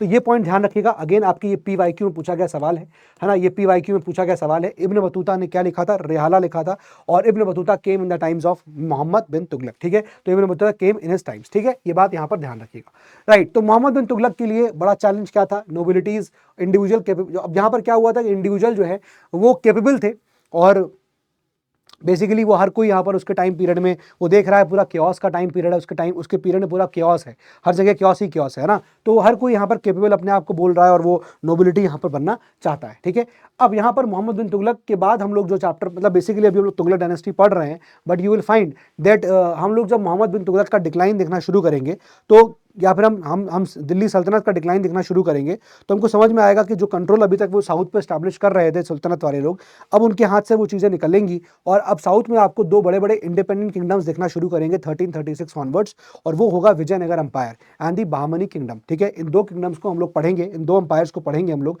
After the Firoz Shah Tughlaq, Tughlaq dynasty के बाद। ठीक है, तो अभी सैयद और लोदीज को मैंने आपको बताया कि जब हम लोग मुगल्स को इंट्रोड्यूस करेंगे तब हम लोग सैयद तो वैसे पढ़ेंगे भी नहीं, इतना कुछ है ही नहीं उसमें, लोदीज को हम लोग देख लेंगे, पासिंग रेफरेंस जरूर देंगे हम लोग लोदीज को, लेकिन इंपॉर्टेंटली यहाँ पर विजयनगर अंपायर और बहामनी किंगडम जहाँ से अक्सर सवाल पूछे जाते हैं उसको हम लोग यहाँ पर डिटेल में डिस्कस करेंगे। नॉट इन दिस क्लास, इस क्लास में हम लोग दिल्ली सल्तनत को वाइंड अप ही यहाँ पर करने वाले हैं। ठीक है, चलिए आगे बढ़ते हैं, मूविंग ऑन। नेक्स्ट है फिरोज शाह तुगलक। अब फिरोज शाह तुगलक जिस सर्कमस्टांसेस में गद्दी पे बैठ रहा है वो आप लोग अच्छे समझ पा रहे हैं कि सर्कमस्टांसेस क्या है, सर्कमस्टांसेस अच्छी नहीं है ना। मोहम्मद बिन तुगलक ने बहुत सारा बवाल मचाया हुआ है, इकोनॉमी जो है पूरी तरह से खत्म हो चुकी है और ऐसे टाइम पे जब वो बैठ रहा है जब उसको इकोनॉमी कंट्रोल अपनी करनी पड़ेगी।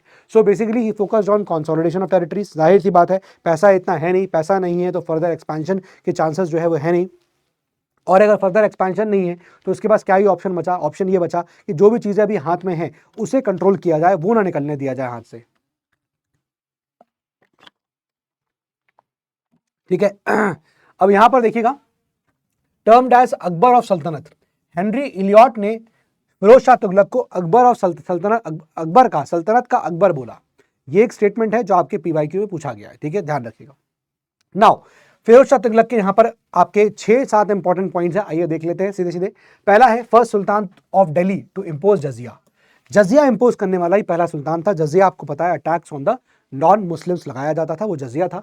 तो ये पहला सुल्तान है दिल्ली का जिसने जजिया यहां पर इंपोज किया था। नंबर 2 आप देखोगे, developed large number of hospitals, बहुत सारे अस्पतालों को खोला था जिसको यहां पर दारुल शिफा कहा जाता है, तो बहुत सारे अस्पतालों को यहां पर खोला गया था। नंबर 3 आप देखोगे, Delhi court turn into a centre of cultural influx. Delhi court जो है यहां पर सब कुछ कल्चरल इन्फ्लक्स हो गया। क्यों?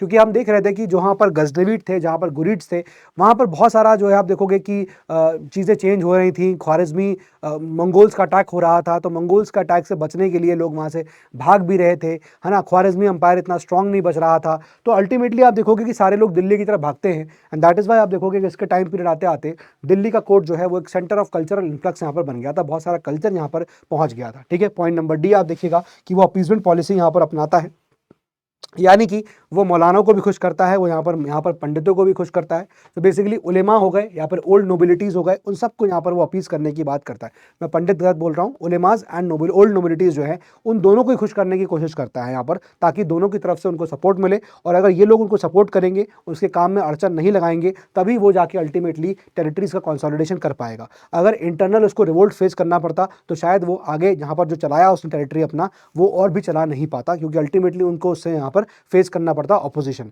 लेकिन चूंकि उसने यहाँ पर इन लोगों को अपीज किया, इसलिए ये लोगों ने थोड़ा साथ दिया, और साथ दिया जिसकी वजह से फिरोज शाह तुगलक जो है कुछ टाइम तक दिल्ली का सुल्तान यहाँ पर होता है। ठीक है, देन उसके बाद एक इंपॉर्टेंट बात यह है कि उसने यहाँ पर स्लेव डिपार्टमेंट को स्टैब्लिश किया, जिसको दीवान ए बंदगानी कहते हैं। इंपॉर्टेंट बात यहाँ जानिएगा। ठीक है, स्लेव डिपार्टमेंट स्टैब्लिश किया गया, जिसको दीवान ए बंदगानी कहा जाता है।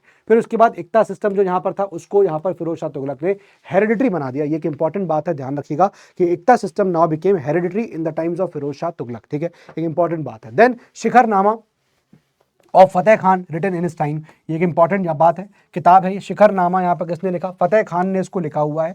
फतेह खान ने शिखरनामा लिखा हुआ है और इन्हीं के टाइम पे यहाँ पर इसको लिखा गया था। ठीक है, ये सारी चीज़ें हैं, होपफुली आपको सारे पॉइंटर्स यहाँ पर क्लियर हो गए होंगे। इकोनॉमिक रिफॉर्म्स क्या क्या थे फिरोज शाह तुगलक के? देखिए यहाँ पर उसने सारे डेट्स को वेव ऑफ कर दिया। जब सारे डेट्स को वेव ऑफ किया तो जो यहाँ पर पीजेंट क्लास था वो उससे खुश हो गया, है ना। ये उसकी अपीजमेंट पॉलिसी का पार्ट है कि उसने यहाँ पर सारे डेट को माफ कर दिया, तो पीजेंट्स क्या हो गए, यहाँ पर खुश हो गए। दूसरा, उसने रेवेन्यू रेट्स को यहाँ पर घटा दिया, तो सारे लोग जो यहाँ पर रेवेन्यू दे रहे थे, है ना, जो भी लोग थे उनको खुशी मिल गई। फिर उसके बाद आप देखोगे पॉइंट नंबर सी, उसने यहाँ 5 टैक्सेस को इम्पोज किया। उसने यहाँ ज़कात बोला। ज़कात कितना? 2.5% ऑफ द एक्चुअल इनकम, जितनी भी आपकी इनकम है उसका 2.5% आपको ज़कात देना पड़ेगा। ज़कात एक तरह का यहाँ पर क्या हो गया कि एक तरह का 5 तरह के टैक्सेस होगा। ज़कात आज भी मुसलमान जो है वो ज़कात आज भी देते हैं। ठीक है, तो ज़कात बेसिकली जो है गरीबों को दिया जाता है, एक तरह ना पुअर को देते हैं। तो 2.5% ऑफ द एक्चुअल इनकम आप जो होगी उसका ज़कात यहाँ पर दिया गया था उस वक्त। ठीक है, खराज क्या हो गया? खराज हमने देखा लैंड रेवेन्यू था, है ना, कितना था? 1/3 of the total agriculture produce, है ना, यानी कि आपको देखोगे तो वो कैश और काइंड में यहाँ पर दिया जाता था। ठीक है, तो ध्यान रखिएगा लैंड रेवेन्यू यहाँ पर जो है वो कितना था? वो आपका 1/3 था of the total agriculture produce, जो कैश और काइंड दोनों में दिया जाता था। ये आपका खराज यहाँ पर हो गया। ठीक है, फिर उसके बाद खम्स हो गया, जजिया हो गया और ऊशर हो गया। खम्स कितना था? 1/5 ऑफ द वॉर बूटी, जो भी लड़ाई में हमको वॉर बूटी मिली है, सामान हमने जीता है, उसका 1/5 जो है वो एज खम्स दिया जाएगा। ठीक है, और फिर उसके बाद जजिया, ये टैक्स था नॉन मुस्लिम्स के ऊपर। एंड देन उशर आप देखोगे तो ये लैंड टैक्स था for Muslim peasants, Muslim peasants के ऊपर ये लैंड टैक्स यहाँ पर दिया जाता था। ठीक है, पॉइंट नंबर डी की बात करेंगे। इसने यहाँ पर 2 फैक्शंस इंट्रोड्यूस किए थे कॉइन्स के, एक कॉपर कॉइन था और एक सिल्वर कॉइन था। ठीक है, so introduce 2 factions of mixed coins. Mixed coins में आप देखोगे तो यहाँ पर आपको कॉपर कॉइन्स और सिल्वर कॉइन दोनों ही यहाँ पर देखने को मिल रहे हैं। तो ये इकोनॉमिक रिफॉर्म्स आपका यहाँ पर हो गया। फिरोज शाह तुगलक ने यहाँ पर पैटर्नाइजेशन किया किसका? जियाउद्दीन बरानी का, तो ये फैक्ट आपको पता होना चाहिए। और दूसरा शम्स सिराज अफीफ, इन दोनों का यहाँ पर पैटर्नाइजेशन किया। एंड ऑफिशियल हिस्टोरियंस जो हैं वो यहाँ पर आप देखोगे कि official historians of Firoz Shah Tughlaq reign, तो ऑफिशियल हिस्टोरियन कहे जाते हैं ये दोनों जो फिरोज शाह तुगलक के रेन के हैं। अगेन ये क्वेश्चन आपके PYQ में पूछा जा चुका है, प्रीवियस ईयर क्वेश्चन में पूछा जा चुका है। ध्यान रखिएगा दोस्तों, मैं आप लोगों को क्लास देने वाला हूँ PYQs की, ऑन संडे आपको मिलेगी। लास्ट 30 ईयर्स के PYQs ऑफ मेडिवल हिस्ट्री के मेरे आने वाले हैं। ठीक है, मैं ऑलरेडी इसको शूट कर रहा हूँ। देयर आर 255 स्लाइड्स, तो मैं 93 स्लाइड तक ऑलरेडी शूट कर चुका हूँ। कमिंग टाइम्स में मैं आपको बाकी शूट करूँगा, ठीक है। बाकी आप लोग अगर आप मेरा लेक्चर देख रहे हैं, आप यहाँ पर आ चुके हैं, तो मैं आपको बताना चाहूँगा कल मेरा सेशन है, कल मेरा एक सेमिनार है मोतीलाल नेहरू कॉलेज में, दिल्ली यूनिवर्सिटी, ठीक है। तो मैं कल आपको वहाँ पर मिलूंगा। अगर आप लोग वहाँ पर आ सकते हैं मिलने, आप लोगों की इच्छा है, तो आप आकर वहाँ पर डेफिनेटली मुझसे मिल सकते हैं। दोपहर के 2-2:30 बजे के बीच में मैं मोतीलाल नेहरू कॉलेज पहुँचूंगा, और शायद अगर वो सेमिनार पहले हो जाएगा तो अलग बात है, क्योंकि कल बहुत सारी चीज़ें मैं लेक्चर में नहीं बोलूँगा, अदरवाइज जो भी लेक्चर लोग रिकॉर्डेड देखेंगे उनको प्रॉब्लम होगी। एनीवे चलिए आइए, पैटर्नाइजेशन यहाँ पर हो गया, आगे आते हैं। तो दिल्ली सल्तनत का डिक्लाइन यहाँ पर क्या होता है, रीज़न क्या होता है, मैंने आपको ऑलरेडी स्टार्ट में बता दिया था कि एक तो रेबेलियन होता है ना, एक तो रिपीटेड रेबेलियंस बार बार हो रहे होते हैं, है ना। ये रेबेलियन आपके किसके होते हैं, मंगोल फैक्टर्स होता है, मंगोल जो है यहाँ पर रेबेलियन कर रहे हैं एक तरह से। ये आपका क्या हो गया, ये आपका एक्सटर्नल फैक्टर हो गया, जिसकी वजह से हम देखते हैं कि रिवोल्ट यहाँ पर हो रहा होता है ना। रिपीटेड रेबेलियंस इंटरनल रेबेलियन होते हैं, है ना, इंटरनल रेबेलियंस यहाँ पर हो रहे होते हैं, जिसकी वजह से हम देखते हैं कि रेबेलियन डिक्लाइन देखने को मिलता है दिल्ली सल्तनत का। फिर तिमूर का इन्वेजन एक इंपॉर्टेंट पार्ट होता है ना। Khizr Khan appointed as governor of Multan, है ना, उसने कैप्चर किया दिल्ली को, और फिर वहाँ से आप देखो कि खिज़्र खान जो है वो सैयद डायनेस्टी की एस्टैब्लिशमेंट करेगा। ये हम बाद में पढ़ेंगे, अभी आप इसको मत देखिए, बट आप ये ध्यान रखिए दिल्ली सल्तनत का डिक्लाइन का रीज़न तिमूर का इन्वेजन भी होगा। और फिर उसके बाद ultimately point number 4, Bengal gain independence. यानी कई बार ऐसा होता था कि बंगाल कभी यहाँ पर दिल्ली सुल्तानों के कंट्रोल में होता था, तो कभी दिल्ली सुल्तानों से इंडिपेंडेंट हो जाता था।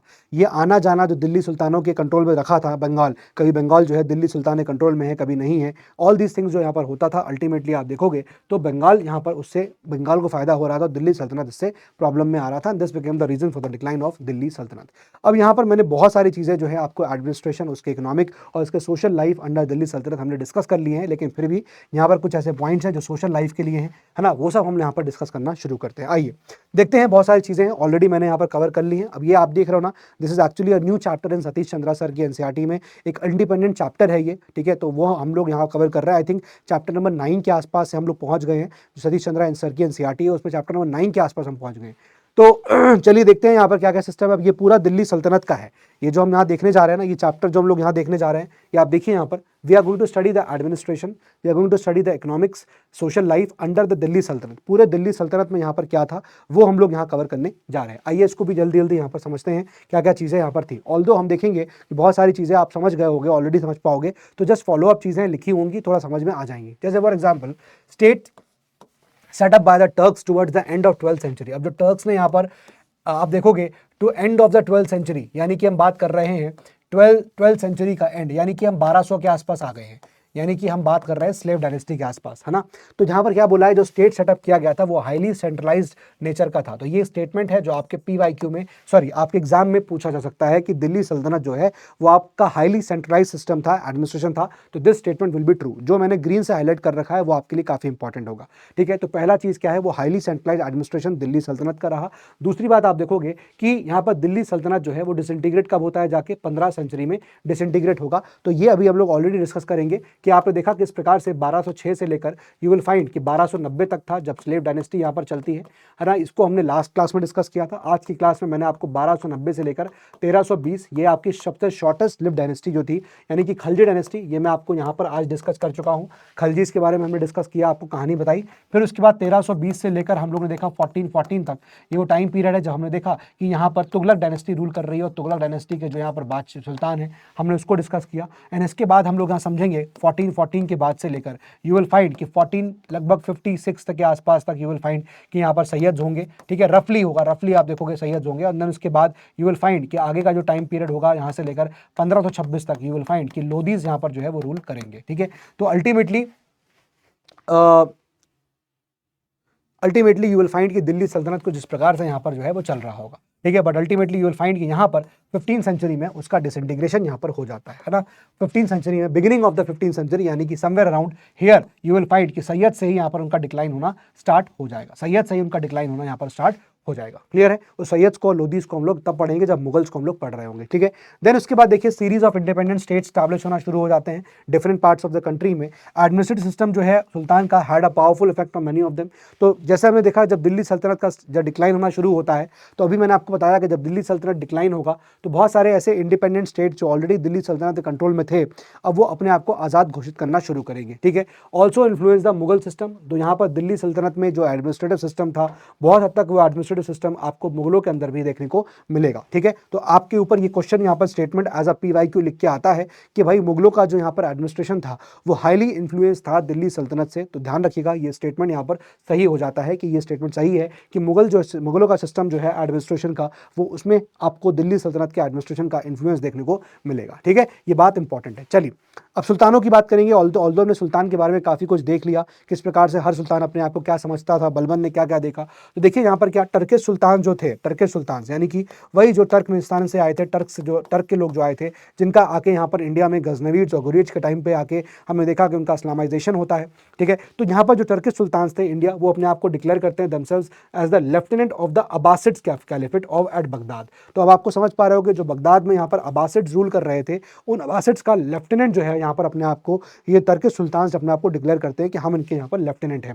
ठीक है, इनफैक्ट आप देखोगे कि जो फ्राइडे यानी कि जिसको बोलते हैं ना, आपने सुना होगा अक्सर मुसलमानों के मुंह से, मुस्लिम्स के मुंह से, जुमा की नमाज पढ़ने जा रहे हैं, जुमा नमाज, तो वो बेसिकली फ्राइडे को जुमा कहा जाता है। जुमा नमाज जो है फ्राइडे प्रेयर्स, उस फ्राइडे प्रेयर्स में खुतबा होता है। खुतबा बेसिकली इसका मतलब होता है एड्रेसिंग द पब्लिक। जो लोग नमाज पढ़ने आए हैं उनको जब एड्रेस करते हैं, जो नमाज पढ़ा रहे होते हैं बेसिकली, जो पेशमाम जिनको बोला जाता है, तो वो बेसिकली जब एड्रेस करते हैं, खुतबा पढ़ते हैं, तो वो यहाँ पर included his name in the khutba. उस खुतबा में यहाँ पर बेसिकली खुतबा गॉड के लिए होना चाहिए, है ना, ऊपर वाले के लिए होना चाहिए। तो वो यहाँ पर खुतबा, वो टर्किश सुल्तान अपना नाम उसमें जुड़वा देते थे। यहाँ पर इस प्रकार की प्रचलन भी चल रहा था। This did not mean that the caliph became the legal ruler of the Delhi सल्तनत। लेकिन इसका मतलब ये कहीं से भी नहीं है कि अगर यहाँ पर टर्किश सुल्तान इनको अपना एलिजियंस दे रहे हैं, अपना लेफ्टिनेंट इनको बोल रहे हैं, तो इसका मतलब ये नहीं है कि अब्बासिड्स का कंट्रोल दिल्ली के ऊपर हो गया हो। ऐसा यहाँ कंट्रोल नहीं है। सिंपल सी बात क्या है कि रिलीजियस जो है वो रिलीजियस हेड तो इन्हीं को माना जाता था ना, रिलीजियस हेड जो है वो किनको, इन्हीं को माना जाता था। पॉलिटिकल हेड ये लोग अपने आप इंडिपेंडेंट यहाँ पर थे। सो कैलिफ जो है खलीफा, यानी कि khalifa they had only a moral position. Just now I said कि उनका एक रिलीजियस पोजीशन है, सिर्फ उनका एक मॉरल पोजीशन बचा था। और पॉलिटिकल हेड जो है वो आप देखोगे तो वो यहाँ पर सुल्तान ही हुआ करते थे। सुल्तान एट दिल्ली बेसिकली आप देखोगे was only proclaiming that they were a part of the Islamic world. वो सिर्फ इतना कह रहे थे कि हम लोग इसका पार्ट है, but ultimately it's not like this कि जो अब्बासिड जो अरेबिया में रूल कर रहे थे वो यहाँ पर हिंदुस्तान का रूल करने लग गए, ऐसा नहीं था। ठीक है, सुल्तान का office was most important office, है ना, दिल्ली सल्तनत में। आप देखो क्या हो रहा है यहाँ पर, he is the supreme political head, he is the military head, he is the legal authority. सारी पावर्स, लीगल पावर्स जो है वो सुल्तान के अंदर वेस्टेड है। वो जजेस को अपॉइंट कर रहा है, ठीक है ना। सुल्तान जो है वो यहाँ पर एक्ट कर रहा है as a court of appeal. अगर मान लीजिए जजेस के डिसीजंस आपको अच्छे नहीं लगते हैं तो आप सुल्तान के पास आके अपील कर सकते थे। ये यहाँ पर सिस्टम चलता था एडमिनिस्ट्रेशन के अंदर। ठीक है, अब बलबन के टाइम में क्या हुआ, बलबन ने डिस्पेंस किया justice. Balban basically dispense justice, और जस्टिस जब वो देता था तो वो बहुत बिल्कुल ही बायस नहीं होता था। इनफैक्ट ऐसा भी कहा जाता है कि बलबन जो है अपने फैमिली वालों को भी उतनी ही पनिशमेंट देता था, उतनी ही हार्श और स्ट्रिक्ट पनिशमेंट देता था जितनी किसी और को दे रहा होता था। बलबन ने बेसिकली ये बात दिखाने के लिए कि आई एम एन अनबायस्ड यहाँ पर सुल्तान, उसने यहाँ पर ये स्टेप लिए थे। तो Balban dispense justice not sparing even is relations, अपने रिलेशंस को भी स्पेंड नहीं करता था, और हाई ऑफिसर्स के जो लोग होते थे उनको भी यहाँ पर नहीं छोड़ता था। ठीक है, मोहम्मद तुगलक की बात आप करेंगे तो applied this even to the religious classes. उलेमाओं को भी उतना पनिशमेंट दिया जाने लगा, who had previously been exempted from harsh punishments, जिनको पहले उलेमाओं को जो पहले हार्श पनिशमेंट से एग्जेम्प्ट किया जाता था मोहम्मद तुगलक के टाइम में, तो उनको भी बड़ा हार्श पनिशमेंट दिया जाता था। तो एक बात ये समझ में आ रही है किस प्रकार से यहाँ पर स्लेव डायनेस्टी से लेकर आप देखोगे तुगलक तक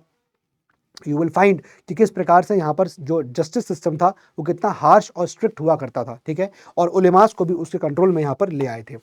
नहीं, no clear law of succession, अब कोई भी क्लियर लॉ ऑफ सक्सेशन नहीं है, यानी कि अगला उत्तराधिकारी कौन बनेगा इस पे कोई भी कानून सेट नहीं है कि कोई यंगेस्ट सन बनेगा कि एल्डेस्ट सन बनेगा। और इसीलिए आप देखोगे कि जैसे ही कोई बादशाह मरता था तो सक्सेशन की लड़ाई शुरू हो जाती थी, है ना। तो ये ध्यान रखिएगा कि यहाँ पर no clear law of succession exist कर रहा था, was developed among the Muslim rulers. कोई भी ऐसा लॉ ऑफ सक्सेशन यहाँ पर नहीं था। ठीक है, idea of the election of the ruler, ruler का क्या होता था, इलेक्शन हो रहा है, but accepted in practice the succession of any son of a successful ruler. तो बेसिकली यहाँ पर क्या था, जो भी सक्सेसफुल रूलर होगा, यानी कि आप लड़ाई करिए, जो भी राजा बच्चा यहाँ लड़का जीत जाएगा वो बादशाह यहाँ पर बन जाएगा, सुल्तान यहाँ पर बन जाएगा। तो ऑल द सन्स, सभी सन्स का यहाँ पर इक्वल क्लेम होता था थ्रोन के लिए। कोई भी यहाँ पर सुल्तान जो है बन सकता है, जो भी यहाँ हराएगा वो यहाँ सुल्तान यहाँ पर बन जाएगा। ठीक है, अब but it was for the nobles, लेकिन यहाँ अल्टीमेटली नोबल्स को बहुत पावर दी गई थी। It was for the nobles to accept, ये नोबल्स को एक्सेप्ट करना था कि such a nomination, while Muslim opinion generally adhere to अच्छा ये बात देखिएगा कि इल्तुतमिश ने तो अपनी यहाँ पर बेटी को भी नॉमिनेट कर दिया था, है ना, इन प्रेफरेंस टू हिज सन्स के ऊपर उसने अपनी बेटी को भी नॉमिनेट कर दिया था। ये बहुत बड़ी बात थी थरा खिलजी दिल्ली सुल्तानों के टाइम पे, ठीक है। But it was for the nobles, ये नोबल्स के ऊपर था कि उनको एक्सेप्ट करते हैं कि नहीं करते हैं, ठीक है। कोई भी ऐसा सेफ गार्ड नहीं था, there was no safeguard against the assumption of the successful military leader, कोई भी ऐसा एजम्पशन नहीं था। But public opinion can't be ignored, कुल मिला के पब्लिक की सुनी जाती थी और ऐसा कुछ नहीं था कि आप वन साइडेड डिसीजन यहाँ पर ले रहे हों। नाइट, तो ये चीज़ है यहाँ पर, ये कुछ डिपार्टमेंट्स के नाम है जो भी मैं आपको बता रहा था। अल्टीमेटली यहाँ पर वो सब चीज़ें लिखी हैं, you can please go through it, है ना, कुछ अलग से चीज़ें नहीं है। जैसे फॉर एग्जांपल यहाँ पर सुल्तान हो गया, सबसे हेड है, उसके नीचे वजीर आएगा। वजीर बेसिकली फाइनेंस डिपार्टमेंट और प्राइम मिनिस्टर के रोल प्ले करता था। अगर हम बात करेंगे दीवान अर्ज की तो ये एक मिलिट्री डिपार्टमेंट था, ठीक है ना। फिर उसके बाद हम बात करेंगे दीवान रिसालत की तो ये रिलीजियस मैटर्स को देखता था। फिर दीवान इंशा हो गया, ये स्टेट करस्पॉन्डेंस के मैटर्स को देख रहा है। चीफ बरीद हो गया, ये इंटेलिजेंस के लोग हो गए। देन वकील दर हो गया, यानी कि personal comforts of the sultan जो है वो, यानी कि क्या खाएंगे सुल्तान साहब, क्या पिएंगे, है ना, क्या चाहिए आज, तो सब चीज़ें डिसाइड कौन करेगा, वकील दर यहाँ पर कर रहे थे, ठीक है ना। तो sultan basically was assisted by a number of ministers, बहुत सारे मिनिस्टर्स हैं सुल्तान को जो असिस्ट करते थे, है ना। In who were chosen by him, जो सुल्तान खुद ही यहाँ चूज करता था, ठीक है। तो सारी पावर्स वगैरह जो है, फंक्शंस जो हैं, वो यहाँ पर आप देखोगे, please see the number powers and functions of the ministers varied from time to time. तो बेसिकली यहाँ पर ये फंक्शंस पावर्स जो है जो मंत्रियों के हैं वो यहाँ पर over the period of time change होते रहते थे, ठीक है।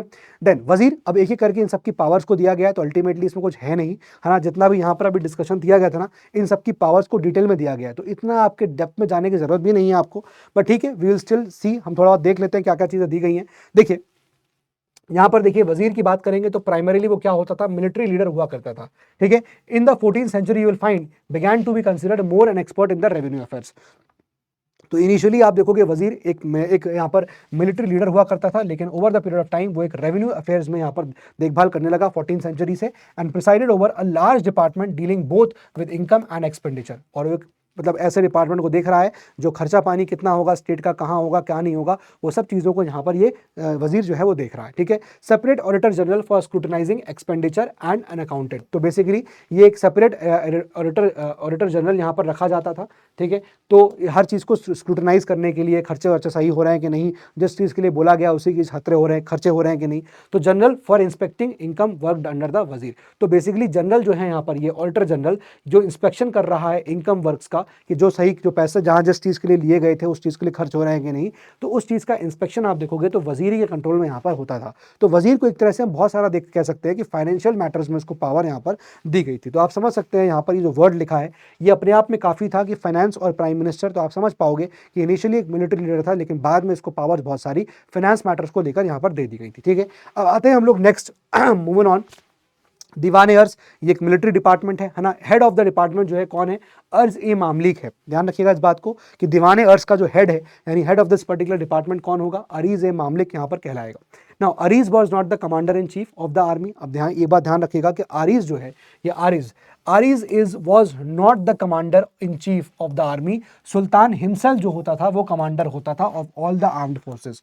तो ये बात समझनी है कि ये हेड ऑफ द खाली डिपार्टमेंट है, इस डिपार्टमेंट का जो हेड है यानी मिलिट्री डिपार्टमेंट का जो हेड है वो आपका अरीज मामलिक है, लेकिन यहाँ पर जो कमांडर इन चीफ होगा वो ध्यान रखिएगा ये नहीं है, ariz mamalik is not the commander but the commander is the sultan himself. सुल्तान के पास सारी पावर यहाँ पर होंगी। इस बात से ध्यान रखिएगा कि इस चीज से नोट करिएगा कि हमने स्टार्टिंग में ही देख लिया है कि जो सल्तनत है वो एक्चुअली आप देखोगे तो सेंट्रल एडमिनिस्ट्रेशन फॉलो हो रहा है।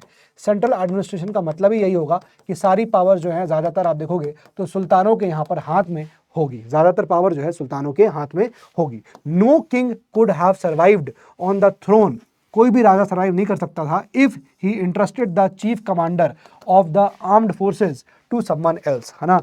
अगर किसी और कोई ये पास जो कमांडर है, चीफ कमांडर की पावर है, चीफ कमांड की पावर अगर किसी और को दे दी जाती तो कोई भी सुल्तान सर्वाइव नहीं कर पाता, क्योंकि अल्टीमेटली वो फिर जो सुल्तान जो यहाँ पर कमांडर होता वो राजा के खिलाफ ही यहाँ पर बगावत कर देता, क्योंकि आर्मी उसी के पास थी, है ना। Special responsibility of the ariz department, इनकी क्या रिस्पॉन्सिबिलिटी होती थी कि ये रिक्रूटमेंट करते थे। इनका काम क्या है फिर सर, कि भाई सही बात है ना, आपने हेड ऑफ द डिपार्टमेंट तो बना दिया पर इनका काम क्या है। देखो इट इज़ जस्ट लाइक सुल्तान जो है वो प्रेसिडेंट की तरह है आपके, है ना, वो he is the head of the command forces. तो बेसिकली यहाँ पर सुल्तान कमांड कर रहा है पूरी फोर्सेस को, कब लड़ाई होनी कब लड़ाई नहीं होनी, क्या करना है कैसे करना है। लेकिन बेसिकली यहाँ पर जो हेड ऑफ द डिपार्टमेंट है वो अरीज मामलिक है, और इनका काम क्या है, इनका काम है रिक्रूटमेंट करना, इनका काम है इक्विप एंड पे द आर्मी। ये सब चीज़ें, इनको एक आर्मी को इक्विप करना, आर्मी को पावरफुल करना, ये सब इनका यहाँ पर काम है। All these things was the work of diwan aris. Now diwan risalat ये रिलीजियस मैटर्स को देखते हुए है, तो ये रिलीजियस मैटर्स को डील कर रहा है as I already said, and presided over by the chief सदर।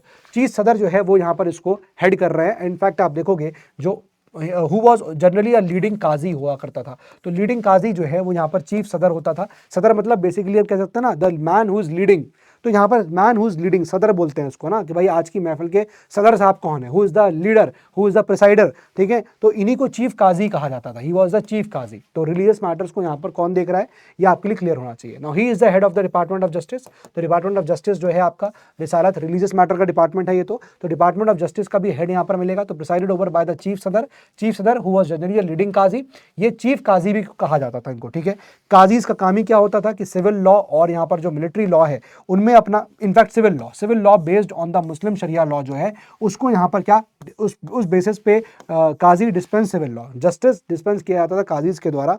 काजीज जो है जस्टिस डिस्पेंस कर रहे हैं based on the civil law, ठीक है। फिर उसके बाद हिंदूज की बात करेंगे, तो Hindus were govern by their own personal laws. आप देखिए हिंदूज का गवर्नेंस जो है उनके खुद के पर्सनल लॉज के हिसाब से ही होता था, which were dispensed by panchayats in the villages.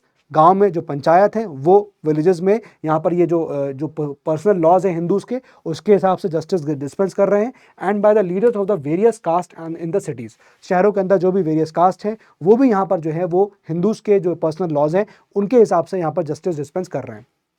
Criminal law based on regulations framed for the purpose by the rulers, ठीक है ना। तो criminal law based on the regulations, अब ये जो क्रिमिनल लॉ है ये बेस्ड होते थे रेगुलेशंस पे जो फ्रेम किए जाते थे for the purpose by the rulers. तो रूलर्स इन क्रिमिनल लॉज को फ्रेम कर रहे हैं, है ना। इन क्रिमिनल लॉज को फ्रेम कौन कर रहा है, वो रूलर्स कर रहे हैं, ठीक है। एंड ये बेस्ड है किस पे, ये मतलब अल्टीमेटली रेगुलेशंस हैं, ये फ्रेम किए गए थे रूलर्स के द्वारा खुद ही।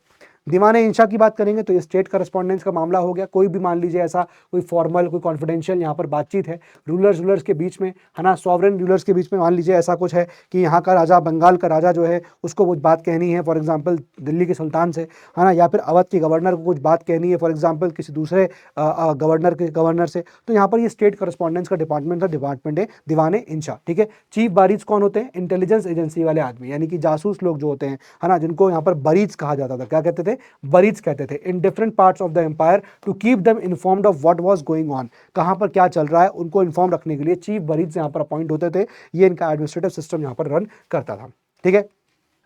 देन वकील दर बेसिकली क्या, कि राजा साहब क्या खाएंगे, आज खाने में क्या बनेगा, राजा साहब आज क्या पहनेंगे, है ना, ये सब चीज़ें डिसाइड हो रही है। तो रूलर का यहाँ पर जो house hold was another important department of the state. Important department हुआ करता था कि राजा साहब क्या खाएंगे क्या पहनेंगे, है ना। तो looked after the personal comforts of the sultan साहब को कब क्या चाहिए, कब सूंघना है सुल्तान साहब को, कब नहीं सूंघना है ना, तो ये सब बातें थी। And the requirements of the large number of women in the royal house holds. अब इनफैक्ट जो औरतें हैं रॉयल हाउस होल्ड की, जो घराने की औरतें हैं, उनकी भी क्या क्या यहाँ पर नीड्स हैं, ज़रूरतें हैं, ना, क्या चाहिए, शैम्पू मंगाना है शैम्पू ले आएंगे। तो ऑल दीज नीड्स जो है यहाँ पर जो है फुलफिल यहाँ पर ये कर रहे हैं कौन, वकील दर कर रहे हैं। So Firoz Tughlaq had set up a separate department. Firoz Shah Tughlaq ने इसके लिए एक सेपरेट डिपार्टमेंट यहाँ पर सेटअप कर रखा था ऑफ स्लेव्स का एक अलग डिपार्टमेंट सेटअप कर रहा था। Many of whom were employed in these royal workshops. तो यहाँ पर फिरोज शाह तुगलक ने जो अलग से डिपार्टमेंट सेटअप कर रखा था स्लेव्स के लिए, उन स्लेव्स को यहाँ पर यूज़ किया जाता था इन रॉयल हाउस होल्ड्स के वर्कशॉप्स में। यानी कि रॉयल घराना जो था, है ना, जो आपका घराना है शाही घराना, उस शाही घराने के बहुत सारे कामकाज में इन स्लेव्स का इस्तेमाल किया जाता था, जो फिरोज शाह तुगलक ने यहाँ पर अलग से डिपार्टमेंट बनाया गया था, ठीक है। ऑफिसर इंचार्ज जो था इन सारे एक्टिविटीज़ का, उसको वकील दर कहते थे। यानी कि वो व्यक्ति है जो सारे यहाँ पर कामकाज रॉयल हाउस होल्ड्स के यहाँ पर देखेगा, ठीक है। सारी also responsible for the maintenance of the proper decorum eight the court के अंदर प्रॉपर डेकोरम बना रहे, इसके लिए भी वकील दर की रिस्पॉन्सिबिलिटी भी यही होती थी कि कोर्ट के अंदर सारा डेकोरम जो है वकील दर देखता रहेगा। And placing nobles in the proper order of precedence at formal receptions, ठीक है। तो ये सारे काम जो है वकील दर के हैं और ज़्यादा कुछ खास इसमें आपको देखने को नहीं मिलेगा।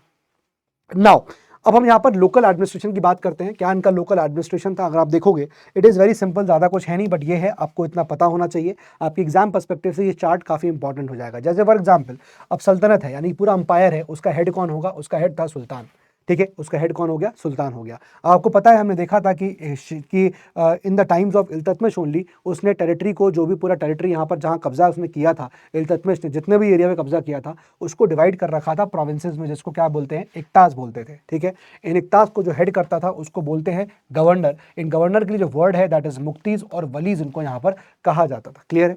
फिर उसके बाद आप देखोगे इन प्रोविंसेस के नीचे आएंगे शिक यानी कि जिसको डिस्ट्रिक्ट कहते हैं, और इन डिस्ट्रिक्ट्स को हेड करता था शिकदार। ठीक है, ये शिक है, शिक को हम क्या बोल रहे हैं, डिस्ट्रिक्ट्स बोल रहे हैं, तो इनका हेड कौन हो जाएगा, शिकदार इनका हेड यहाँ पर हो जाएगा। फिर डिस्ट्रिक्ट्स के नीचे आएंगे सब डिस्ट्रिक्ट जिनको परगना बोलते हैं, और इनका जो हेड होगा वो कौन होगा, वो आमिल होगा, जिसका काम रेवेन्यू कलेक्शन का यहाँ पर होगा एट दिस पर्टिकुलर लेवल। और फिर गाँव सबसे आखिरी में विलेज आ जाएगा, जिनके यहाँ पर हेड को मुकद्दम्स और चौधरी यहाँ पर कहा जा रहा है। ठीक है, तो ये यहाँ पर आपका लोकल एडमिनिस्ट्रेशन का तरीका यहाँ पर हो जा रहा है। ठीक है ना, चलिए आगे आते हैं। अब इसमें हम इक्तास की बात करते हैं, किस प्रकार से चीज़ें यहाँ पर चल रही थी। लेट अस सी अंडरस्टैंड क्या यहाँ पर हो रहा है। नाउ सी, टर्क्स ने क्या किया था, मैंने आपको स्टार्टिंग बताया, इल्तुतमिश के टाइम पर हमने देख लिया था कि टर्क्स ने क्या किया, डिवाइड किया कंट्री को into a number of tracts, कई सारे जमीनों में, कई सारे ट्रैक्ट्स में, कई सारी चीज़ों में डिवाइड किया, जिनको इक्तास कहा जाता था, which were parcelled out among the leading Turkish nobles. और ये जो इक्तास थे, ये जो लैंड के ट्रैक्ट्स हैं, ज़मीनें हैं, वो यहाँ पर क्या किए जा रहे हैं, वो अलग अलग यहाँ पर टर्किश नोबल्स को दिए जा रहे हैं। ठीक है, सो टर्क्स ने ये पूरा कंट्री को डिवाइड कर रखा था, जो जितने एरिया पे वो रूल कर रहे थे, डिवाइड कर रखा था इन इक्तास, और ये इक्तास जो है वो पार्सल आउट होते थे, यानी डिवाइड कर दिए जाते थे, दे दिए जाते थे किसको, among the leading Turkish nobles को, जो कुछ टर्किश नोबल्स जो लीडिंग टर्किश नोबल्स हैं उनको दे दिए जाते थे, है ना। अब देखोगे कि होल्डर जो इक्तास को होल्ड कर रहे हैं, वो अभी हमने देखा चार्ट में पीछे, उनको मुक्तीज या वलीज कहा जा रहा है। और ये जो ट्रैक्ट ऑफ लैंड है ना, बाद में आप देखोगे बिकेम प्रोविंसेस और सूबाज, बाद में यही जो आपके ट्रैक्ट ऑफ लैंड है ये यहाँ पर प्रोविंसेस और सूबाज बन जाते हैं, यानी कि इन्हीं को प्रोविंस कहा गया, है ना। यानी कि इक्तास जो है वो एक तरह से क्या हो गए, प्रोविंसेस यहाँ पर बन गए। अंडर मोहम्मद तुगलक आप देखोगे तो 24 प्रोविंसेस यहाँ पर थे, स्ट्रेचिंग अप टू माबार इन द साउथ। ठीक है, मालाबार होगा, इनफैक्ट माबार देख लीजिएगा एक बार आप। तो बेसिकली ये इतना इंपॉर्टेंट फैक्ट नहीं है, बस ठीक है कि मोहम्मद तुगलक के टाइम पे 24 यहाँ पर ऐसे प्रोविंसेस बन गए थे। नाउ एट फर्स्ट आप देखोगे ये जो आपके वलीज है या कि आपके मुक्तीज है, ठीक है, ये जो इक्तदार इक्तास को होल्ड कर रहे हैं, वलीज या मुक्तीज वर ऑलमोस्ट इंडिपेंडेंट। पहले ये जो लोग प्रोविंसेस को हेड कर रहे हैं, इक्तास को हेड करते थे, ये इंडिपेंडेंट होते थे। मेंटेन इनका काम क्या था, इन मुक्तीस का या वलीज का काम क्या था, लॉ एंड ऑर्डर को मेंटेन करना इन एरियाज के अंदर। यानी कि जो आपके ये इक्तास हैं, इस इक्ता के अंदर लॉ एंड ऑर्डर को मेंटेन करने का काम किसका है, वो यहाँ पर इन मुक्तीस का होता है। ठीक है, collect the land revenue collect करने का काम भी आप देखोगे तो वो बेसिकली किसका हो जाएगा, मुक्तीस का हो जाएगा। Then meet the salaries due to the soldiers and keep the balance. तो बेसिकली यहाँ पर सैलरीज जो भी ड्यू हैं वो सब देना, ये इनका काम होता था। यानी कि जो भी लोग इस particular land tract of land पे काम कर रहे हैं टास्क पे, है ना, तो यहाँ पर क्या, meet the salaries due to the soldiers, तो जो सैलरीज सोल्जर्स को देनी है वो यही लोग देंगे जो बेसिकली इस लैंड को देख रहे हैं, है ना, जिसके हाथ में कंट्रोल में लैंड है। तो उन्हीं का काम था कि यहाँ पर ये सोल्जर्स को जो है सैलरी वैलरी देना and to keep the balance, और जो भी काम जो भी बच जाए वो फिर यही लोग रख लेते थे। तो बेसिकली इक्तदार जो होते थे, यानी कि इक्तदार कौन हो गए, वो मुक्तीज हो गए, जो उसको यहाँ पर होल्ड कर रहे हैं इस ऑफिस को, तो यहाँ पर बाकी सैलरी वो लोग रख लेते थे एक बार बाकी सैलरी देने के बाद। तो as the central government became stronger, अब चूंकि हमने देखा एक सेंट्रल एडमिनिस्ट्रेटिव सिस्टम था, तो आप देखोगे कि touring the times of Delhi सल्तनत ये जो आपका सेंट्रल गवर्नमेंट है ये काफ़ी स्ट्रांग हो गई, काफ़ी इसको एक्सपीरियंस गेन हो गया धीरे धीरे। It began to control the muqtis more closely. अब यहाँ पर अभी तक क्या था कि ये मुक्तीज बड़े ही यहाँ पर इंडिपेंडेंट और आज़ादाना तरीके से काम कर रहे थे, है ना, आज़ादाना तरीके से वो यहाँ पर अपना चीज़ें कंट्रोल करते थे। जितना यहाँ पर सोल्जर्स को सैलरी देनी है वो दे दिया, उसके बाद सारी चीज़ें जो है अपनी खुद रख लेते थे, है ना। यानी कि पीजेंट्स को बहुत ज़्यादा चूसा जा रहा था, बहुत एक्सप्लॉइट किया जा रहा था, बट अल्टीमेटली आप देखोगे धीरे धीरे इन पर कंट्रोल करना शुरू किया गया closely. Fix the salaries of the soldiers and the muqtis in cash. तो यहाँ पर अल्टीमेटली इनके ऊपर कंट्रोल करने के लिए क्या किया गया कि अल्टीमेटली आप देखोगे कि मुक्तीज के जो सैलरी है उनको यहाँ पर क्या किया गया, उनको बेसिकली फिक्स कर दिया गया उनकी सैलरी कि आपकी सैलरी अब इतनी ही होगी।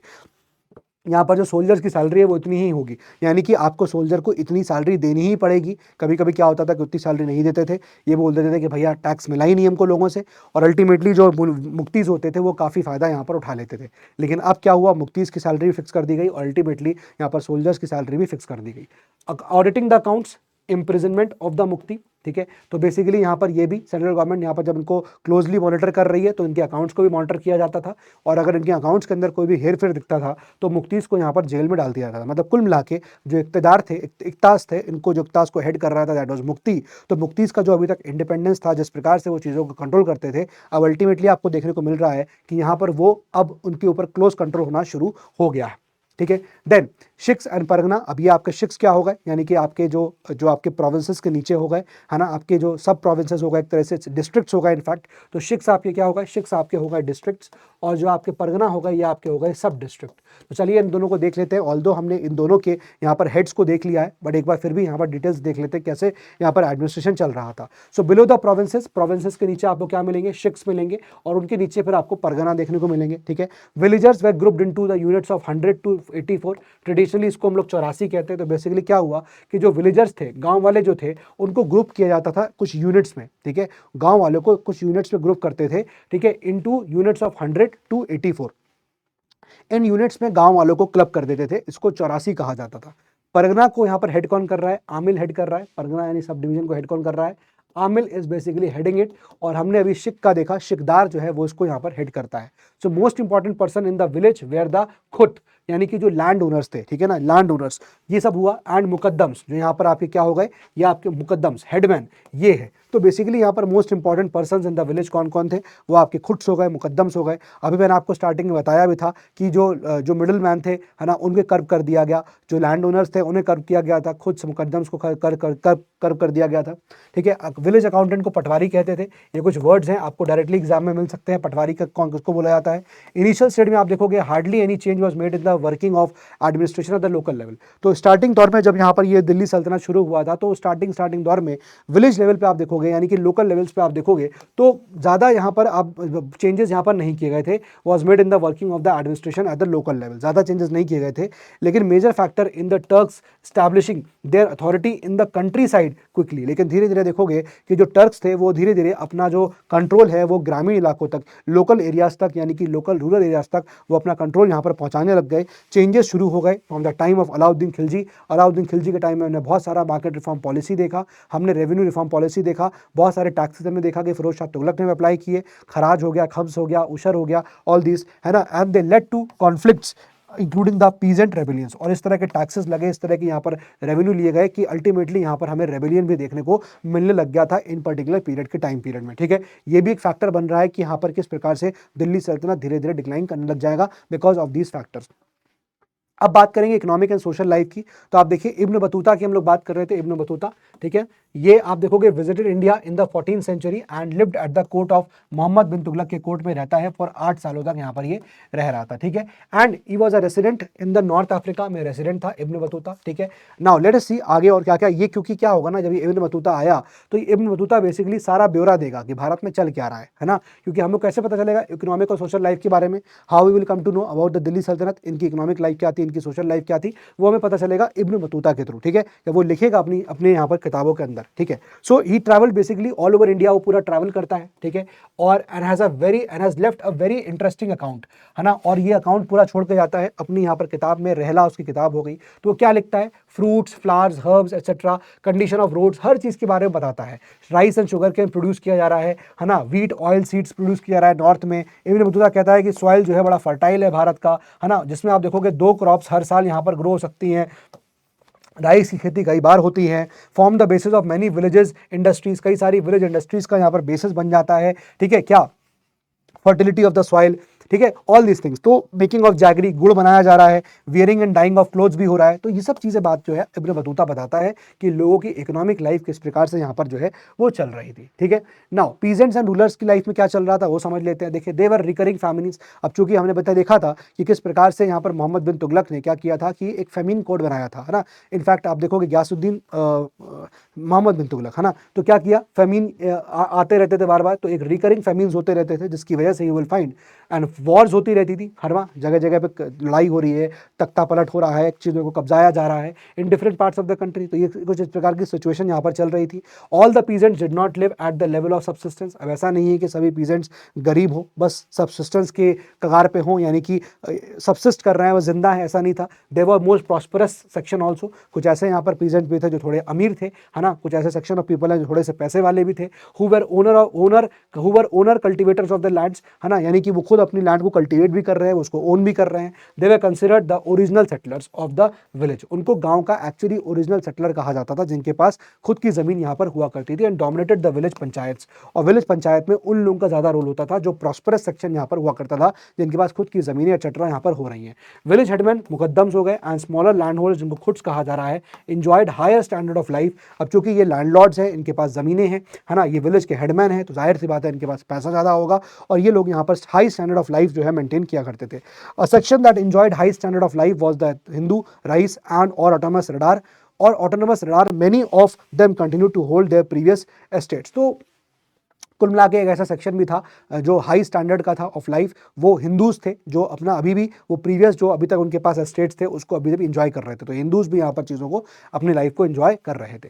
ट्रेड एंड इंडस्ट्री की बात करेंगे तो हमने बहुत कुछ देखा यहाँ पर, जैसे फॉर एग्जांपल डेफिनेट ग्रोथ हुआ ट्रेड में, लेकिन हम देखेंगे मोहम्मद बिन तुगलक के बाद ट्रेड डिक्लाइन होना शुरू होता है। तो with the consolidation of Delhi सल्तनत काफ़ी ट्रेड हुआ, कम्युनिकेशंस काफ़ी इंप्रूव हुए। हम देखेंगे करेंसी सिस्टम यहाँ पर काफ़ी साउंड हो गया था, है ना, बेस्ड ऑन सिल्वर टंका एंड द कॉपर दिरहम, इन सब में बड़ा यहाँ पर करेंसी चलने लग गया था, सही बात थी। लेकिन आप देखोगे फिर क्या हुआ, जाहिर सी बात है करेंसी ग्रो करेगा तो टाउन ग्रो करेगा, टाउन की लाइफ बढ़िया हो गई। इब्न बतूता बताता है कि दिल्ली जो है वो लार्जेस्ट सिटी था in the eastern part of the Islamic world. Islamic world के अगर हम ईस्ट में आ जाएंगे तो दिल्ली जो है सबसे ज़्यादा बड़ा सिटी यहाँ पर हुआ करता था। दौलताबाद, इसको हम देरिया बोलेंगे, इक्वल दिल्ली इन साइज, और वो दिल्ली के बराबर था दौलताबाद, जहाँ वो मोहम्मद बिन तुगलक जाता है, ठीक है। Then Bengal and Gujarat were famous for the fine quality of fabrics. ये भी हमको देखने को मिलता है कि बंगाल में बड़ा फैब्रिक मिलता था, है ना, गुजरात बड़ा अपने फैब्रिक के लिए नोन था, है ना। इनफैक्ट आप देखोगे Sonargaon Bengal was famous for raw silk के लिए बड़ा फेमस था सोनार गांव, एंड फाइन कॉटन क्लॉथ के लिए यहाँ पर फेमस था सोनार गांव। तो सोनार गांव मतलब बेसिकली समझ में आ रहा है इकोनॉमिक लाइफ कैसी थी, ट्रेड कैसा हो रहा था, वो में समझ में आ रहा है। अब देखें कैम्बे की बात करेंगे, Cambay in Gujarat was famous for textiles, ये टेक्सटाइल्स के लिए फेमस था, है ना, गोल्ड सिल्वर के लिए यहाँ पर फेमस था। India basically was famous for leather work, Bharat famous था लेदर वर्क के लिए। सब बातें इब्न बतूता यहाँ पर जो बता रहा है, ठीक है। भारत में मेटल वर्क बड़ा तगड़ा चल रहा है, कारपेट वीविंग चल रही है, वुड वर्क चल रहा है, ये सारे काम जो है यहाँ पर ये होते चले जा रहे हैं, ठीक है। तो ये सब चीज़ें यहाँ पर हैं। देन उसके बाद न्यू क्राफ्ट्स इंट्रोड्यूस, अब टर्क्स ने यहाँ पर कुछ नया क्राफ्ट इंट्रोड्यूस कर दिया, जैसे मैन्युफैक्चर ऑफ पेपर शुरू हो गया, right, introduction of spinning wheel, इन सब का चीज़ें शुरू हो। जब स्पिनिंग व्हील आएगा तो बट ऑब्वियस सी बात है कि टेक्सटाइल्स काफ़ी इंप्रूव हो जाएंगे, कॉटन यहाँ पर जल्दी यहाँ पर हम क्या कर पाएंगे, वीविंग कर पाएंगे, है ना, कॉटन से काफ़ी चीज़ें बना पाएंगे। इंडियन टेक्सटाइल में काफ़ी यहाँ पर ग्रोथ देखने को मिलता है ना। इंडियन टेक्सटाइल से गुड्स काफ़ी इंपोर्ट होने लग गए थे, जैसे for example high glass textile, high grade textiles, यानी कि जो आपका जो आपका साटन कपड़ा है वो यहाँ पर ट्रेड हो रहा है। ग्लास वेयर, हॉर्सेज, ये सब हम देखिए यहाँ पर इंपोर्ट कर रहे हैं, है ना, वेस्ट एशिया को। वेस्ट एशिया से, चाइना से हम रॉ सिल्क, पोर्कलिन ले रहे हैं। तो बेसिकली लिखा हुआ है establish the position in trade and countries on the Red Sea and Persian Gulf. इन सब जगह इन्होंने अपना पोजीशन स्टैब्लिश किया। इन सब लोगों के साथ यहाँ पर ये क्या करते थे, यहाँ पर ये ट्रेड किया करते थे, ठीक है। Fine Indian textiles were introduce to China, अब चाइना में अपने इंडिया के टेक्सटाइल्स को इंट्रोड्यूस किया गया, where it was valued more than the silk, silk से ज़्यादा वैल्यू जो है इस टेक्सटाइल्स की, इंडियन टेक्सटाइल्स की यहाँ पर जो है वो हो रही थी। तो ये कुछ लिस्ट है जहाँ यहाँ से इंडिया इंपोर्ट्स यहाँ पर चल रहे थे, ठीक है। तो इंडिया का एक फेवरेबल ट्रेड बैलेंस था, हम जितना यहाँ पर इंपोर्ट कर रहे थे उससे कहीं ज़्यादा एक्सपोर्ट कर रहे थे, तो ट्रेड बैलेंस जो हमारे फेवर में था, ठीक है ना। ओवरऑल इंडिया का जो एक्सपोर्ट है वो ज़्यादा हो रहा था। लेकिन आप देखोगे ट्रैवल जो इस वक्त करना बड़ा रिस्की था, क्योंकि डकैती हो रही थी, रॉबरीज होती थी, और इसलिए यहाँ पर लॉ एंड ऑर्डर को मेंटेन करना इंपॉर्टेंट था। और इसलिए क्या किया गया, रॉयल रोड्स बनाई गई ताकि यहाँ पर ट्रेड अच्छा हो, और रास्ते में यहाँ पर लोग जो व्यापारी हैं कहीं जाते हैं एक जगह से दूसरे का ट्रैवल करते हैं, तो उनके लिए सराइज बनाए गए, है ना, उनके लिए यहाँ पर सराइज बनाए गए, यानी कि जहाँ रुकने की जगह है वो बनाई गई। So all these things were happening. In fact आप देखोगे in addition to the royal road from Peshawar to Sonargaon, Mohammad Tughlaq built a road to Daulatabad तक भी उसने यहाँ पर सड़क जो है वो बनाई थी, ठीक है। तो आई होप ये सब बातें आप लोग यहाँ समझते जा रहे होगे दोस्तों, ठीक है। अभी यहाँ पर काफ़ी चीज़ें हैं, बट मैंने काफ़ी चीज़ें आपको ऑलरेडी डिस्कस भी करी हुई है। एनीवे हम इसको डिस्कस कर लेते हैं, नो प्रॉब्लम विद दैट। अब देखिए यहाँ पर arrangements for the post being carried quickly on one part of the country to another, ठीक है। तो arrangements for the post being carried quickly done by relays of horses. अब ये relay of horses जो है, यहाँ पर कोई पोस्ट है उसको यहाँ पर कैरी कर रहे हैं, यहाँ से वहाँ ले जा रहे हैं, even more efficiently and quickly by runners who were posted every few kilometers in towers which were built for the purpose। अब क्या था कि मान लीजिए कोई मैसेज यहाँ से वहाँ ट्रेवल करना है, तो एक आदमी यहाँ से लेकर यहाँ ले जाएगा, वो आदमी इसको यहाँ से लेकर यहाँ पहुँचाएगा, वो आदमी इसको यहाँ से लेकर यहाँ पहुँचाएगा।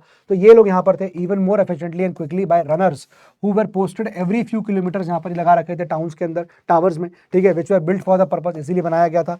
Runner continuously clang the bell, एक वो घंटी लेके क्लैंग करता रहता था, और जब वो दौड़ता था कि भैया कोई आ रहा है यहाँ पर, ताकि नेक्स्ट रिले जो आदमी है जिसको टॉर्च वो सामान वो मैसेज लेके दौड़ना है वो रेडी रहे, तो नेक्स्ट रिले वाला आदमी रेडी रहता था, कोई मैसेज आने वाला है उसको लेके मुझे आगे कंटिन्यू करना है। फ्रेश फ्रूट्स यहाँ पर ऑब्टेन किए जाते थे फॉर सुल्तान खुरासन से, ठीक है। फिर उसके बाद ये सब चीज़ें, इकोनॉमिक लाइफ जो है वो काफ़ी तेज़ी से यहाँ पर बढ़ रही थी, है ना। By sea and over land आप देखोगे कम्युनिकेशन ग्रो हुए, ट्रेड ग्रो होता चला गया। टर्क्स ने इंट्रोड्यूस किया, popularise a number of new crafts and techniques को, जैसे फॉर एग्जाम्पल आयरन स्टिरअप आप देख सकते हो, आयरन स्टिरअप को यहाँ पर इंट्रोड्यूस किया, लार्ज स्केल यूज हुआ आर्मर का, बहुत हॉर्सेस का इस्तेमाल हुआ, rider for heavy and light cavalry preferred by the new rulers, यानी कि वो जो सब सामान वान घोड़े वोड़े पे बैठते हैं चलते हैं, तो बेसिकली जो सामान पहनते हैं ना चोट ना लगे, वो सब चीज़ें यहाँ पर आई। Led to the growth of metallurgical industry grow हुआ, मेटल क्राफ्ट यहाँ पर ग्रो हुआ। इंप्रूवमेंट ऑफ द राहत, यानी miscalled the Persian wheel का जो है उसका इसको गलत तरीके से प्रोनाउंस करते हैं राहत, so that water could be lifted from a deeper level of irrigation. तो वाटर को लिफ्ट करने के लिए आप देख रहे हो ये राहत है, ये व्हील चलेगा तो नीचे से पानी जो है वो ऊपर यहाँ पर पुल कर दिया जाएगा, ठीक है। अदर क्राफ्ट भी यहाँ पर बढ़े, पेपर मेकिंग हो गया, ग्लास मेकिंग हो गया, ये सब चीज़ें, है ना। सुपीरियर मॉर्टर यहाँ पर इंट्रोड्यूस किया गया which enabled the Turks to erect magnificent buildings, ये सब चीज़ें हुआ। सुल्तान एंड द नोबल्स, अब मैंने इसमें आपको काफ़ी चीज़ें ऑलरेडी डिस्कस कर दी है ना। सुल्तानों का जो जीवन है, नोबल्स का जीवन जो है, बड़ा स्टैंडर्ड ऑफ लिविंग बड़ा इनका हाई था, है ना, comparable to the highest standard in the world at that time. बड़ा ही यहाँ पर लग्जरियस जीवन माना जाता था, बड़ा आलीशान से यहाँ पर ये रहते थे, है ना। सभी सुल्तानों का यहाँ पर अपना अपना घर हुआ करता था। बलबन का देखो आप, एक ज़बरदस्त कोर्ट हुआ करता था जो उसने यहाँ डिज़ाइन किया गया था। पैलेस ऑफ मोहम्मद तुगलक का आप देखोगे तो उसको इब्न बतूता बहुत तगड़े तरीके से डिस्क्राइब करता है। A person who wanted to visit the sultan had to pass through the 3 lofty gates which were heavily guarded. अब ये डिस्क्राइब कर रहा है इब्न बतूता, मोहम्मद बिन तुगलक के कोर्ट को डिस्क्राइब कर रहा है कि भैया किसी पैलेस को, किसी को अगर उसके महल पर जाना है तो 3 बड़े बड़े लॉफ्टी गेट्स को पास करना पड़ेगा। He then entered the court of thousand of pillars, और फिर उसके बाद वो इंसान ऐसे कोर्ट में पहुंचेगा जहाँ thousand and thousand of pillars हैं, ठीक है। Which was huge hall supported by polished wooden pillars, polished wooden pillars उसके यहाँ पर उस कोर्ट में या फिर उस हॉल में होंगे, है ना। And was decorated with all kinds of costly materials. तो बेसिकली ये आप देख रहे हो ना, इतना ज़्यादा डेप्थ में जाके कहीं पूछेगा नहीं, देखो मेंस में आता नहीं है ना, प्रीलिम्स के अंदर इतना डेप्थ में घुस के पूछेगा नहीं कि भैया बस ये पता होना चाहिए आपके लिए एग्जाम पर्सपेक्टिव से कि इब्न बतूता ने यहाँ पर इन चीज़ों को बोला हुआ है, ठीक है। इब्न बतूता काफ़ी यहाँ पर डिस्क्राइबिंग करता है। Mohammad bin Tughlaq used to present 2 robes of honour. अब ये सब चीज़ें आप छोड़ दीजिए, है ना, आप उसको गो थ्रू कर लीजिएगा, बस यही है कि क्या क्या वो करता था, तो इतना ज़्यादा डिटेल में जरूरत नहीं है। रॉयल कारखाना से हमने देख ही लिया, रॉयल कारखाना को कौन देख रहा है, कौन इसको देख रहा है ना, जैसे कि बहुत सारे यहाँ पर कॉस्टली चीज़ें हैं, सिल्क हो गया, गोल्ड हो गया, ये सब चीज़ें जो हैं वो यहाँ पर इसको मैन्युफैक्चर किया जा रहा है। इनफैक्ट आप देखोगे stores of choice and rare goods भी होते थे यहाँ पर, ठीक है। हर सुल्तान यहाँ पर क्या करता था, हैड अ हरम कंटेनिंग क्वींस, अब रानियाँ भी उसमें हैं, है ना। हरम है मतलब उनका एक तरह का रूम है, इसमें रानियाँ हैं। लार्ज नंबर ऑफ स्लेव्स भी हैं from various countries. Nobles try to ape the sultan in ostentatious living. Now nobles जो है वो देख रहे थे भाई क्या कर रहे हैं, एप द सुल्तान, कॉपी कर रहे हैं उनको ना। और Alauddin sternly repress the nobles but ostentatious mode of life revived under his successors. Alauddin ने कोशिश करा कि नोबल्स को रिप्रेस किया जाए, दबाया जाए, जो उनकी ऑस्टेंशियस लिविंग्स हैं, है ना, उसको खत्म किया जाए, लेकिन फिर से वो रिवाइव हो गया। Nobility came into its own under the Tughlaqs, nobility भी यहाँ पर ऊपर आ जाती है। Due to this rapid expansion of the empire, large salaries and allowances जो है वो दिए जाते हैं नोबल्स को by Mohammad Tughlaq, and ultimately वही यहाँ पर रीजन बनता है डिक्लाइन का भी, जो आपको देखने को मिलता है, ठीक है। तो ये रॉयल कारखाना के लिए यहाँ पर चीज़ें थी। टाउन की लाइफ, स्लेव्स, आर्टिसंस कैसे कैसे थे, तो मैंने आपको ऑलरेडी बताया था, ये सब चीज़ें डिस्कस कर ली हैं, है ना। यहाँ पर इनके स्लेव्स भी हुआ करते थे, स्लेव्स को भी एक अलग डिपार्टमेंट बनाया गया था। वो स्लेव्स हुआ करते थे, वो बेसिकली इन रॉयल हाउस होल्ड्स के लिए काम किया करते थे, है ना। ये भी हमने देखा था। All these things we have seen. Slaves and domestic servants किस तरह से काम कर रहे हैं, है ना। जैसे क्या बोला गया, position of different types of slaves, one born in the household, one purchase one acquired and one inherited is discussed in the Hindu shastras. तो ये सब इस प्रकार के यहाँ स्लेव्स हुआ करते थे। तो स्लेवरी जो है वो यहाँ पर अडॉप्ट की गई थी by the Arabs and later bye the Turks also. Turks ने भी स्लेवरी को अडॉप्ट कर लिया था। Most usual method of acquiring capturing a slave क्या था, वॉज कैप्चर इन वॉर, जैसे आपको मलिक कफूर को कैप्चर यहाँ पर किया गया था, तो स्लेव्स का भी यहाँ पर ऐसे कैप्चरिंग होता था, स्लेवरी एग्जिस्ट कर रही थी। ये आप लोगों के लिए इंपॉर्टेंट हो जाता है जानना। आपको स्टेटमेंट में आएगा slavery had existed in India as well as in West Asia and Europe for a long long time, ठीक है। और यहाँ पर स्लेव्स को जनरली खरीदा जाता था फॉर डोमेस्टिक सर्विसेज। हमने देखा था किस प्रकार से वो स्लेव जो है वो रानियों के लिए, वो राजा महाराजाओं के लिए यहाँ पर काम किया करते थे, ठीक है। कैन बी, अब यहाँ क्या, can be argued that condition of slave was better than that of the domestic servant. अब ये कहा जा सकता है कि कंडीशन ऑफ स्लेव जो है ना, ये आर्ग्यू किया जा सकता है कि उनकी कंडीशन बेटर थी अगर हम बात करें in comparison to domestic slaves. Slaves were allowed to marry, अब वो शादी भी कर सकते थे, to own some personal property, वो भी ये कर सकते थे, है ना। In general food grains were cheap for the town folk during the सल्तनत period. Now prices rose sharply during the Mohammad Tughlaq. अब मोहम्मद बिन तुगलक के पीरियड में प्राइसेस जो है बढ़ गए, एंड अल्टीमेटली क्या हुआ देखने को मिला हमको कि यहाँ पर महंगाई आने लगी, एंड ऑल द जो इकोनॉमी है वो डिक्लाइन करने लग जाती है। अब difficult to compute the cost of living in towns. अब धीरे धीरे फिरोज शाह तुगलक के टाइम में चीज़ें काफ़ी डिक्लाइन होने लग गई, है ना। अब ड्यूरिंग फिरोज रेंज a family consisting of a man, wife, a servant and one और two children could live on 5 tankas for a whole month, ठीक है। देन अलाउद्दीन खिलजी के टाइम, अभी इतना सब नहीं पूछेगा कि भाई किसके टाइम में कितना क्या सिक्के विक्के नहीं पूछा जाएंगे, ठीक है। So don't go for that, इतना आपको जानने घुसने की जरूरत नहीं है। क्या सिचुएशन थी, हमने यहाँ पर वुमेन की सिचुएशन देखी, जैसे शादियां जल्दी हो जाती थी। वाइफ की ऑब्लिगेशन क्या था, सर्विस करना अपने पति के लिए, अपने हस्बैंड के लिए सर्विस करना। अनलमेंट of marriage was allowed in special circumstances, शादी तोड़ी जा सकती है, सच एज डिजर्शन, है ना, या फिर लोथसम, या फिर डिजीज कुछ हो गया तो आप अपने हस्बैंड को छोड़ सकते हो, या फिर अपने स्पाउस को छोड़ सकते हो। Widow remarriage was among the practice prohibited in the Kali age, Kali age में इसको यहाँ मना कर रखा था, प्रोहिबिटेड थी। Regarding the practice of sati, some writers approve its empathetically while others allow it with some conditions. कहते थे भाई, कुछ लोग कहते थे ठीक है इट वाज अप्रूव्ड, उसको अप्रूव किया जाता था, कुछ लोग कहते थे कुछ कंडीशन में उसको यहाँ पर अलाउ किया गया था। तो वुमेन की सिचुएशन ये थी। इब्न बतूता मेंशन करता है horror scene of a woman burning herself in the funeral, जिसको हम जहाँ देखते हैं कि जौहर कहा गया, ठीक है। ऑल दीज थिंग्स यहाँ पर मतलब सती चल रहा है, नॉट जौहर, ये तो सती हो गया कि horror scene of woman burning, वो वुमन अपने आप को बर्न कर रही है हस्बैंड की डेथ होने के बाद, तो सती चल रहा था यहाँ पर, ठीक है। पर्दा सिस्टम एग्जिस्ट यहाँ था already, purdah system was existing during this time. Practice of keeping women in the purdah seclusion and asking them to veil their face, ये यहाँ पर जो है that is the practice of purdah became widespread, चल रही थी यहाँ पर। ग्रोथ ऑफ पर्दा सिस्टम होता चला गया। प्रैक्टिस ऑफ सेक्लूडिंग द वुमेन, उनको अलग किया जाएगा, ये भी यहाँ पर चल रहा था। Women from the vulgar gauge, कि भैया कोई बुरी नजरों से ना देखे, है ना, was practised among the upper class Hindus and was also vogue in ancient Iran, Greece, इन सब जगह यहाँ पर चल रहा था, ठीक है। So it became a symbol of the higher classes in society and all those who wanted to be considered respectable tried to copy it, कि भैया जो पर्दा वर्दा करेगा वो रिस्पेक्टेबल होगा, एंड ऑल दीज थिंग्स यहाँ पर बोली गई। सोशल डिवीजन हुआ। अब जैसे आप देखोगे सोशल डिवीजन कैसे कि ड्यूरिंग द सल्तनत period Muslim society remain divided into ethnic and racial groups, में मुस्लिम सोसाइटी यहाँ पर डिवाइडेड रही।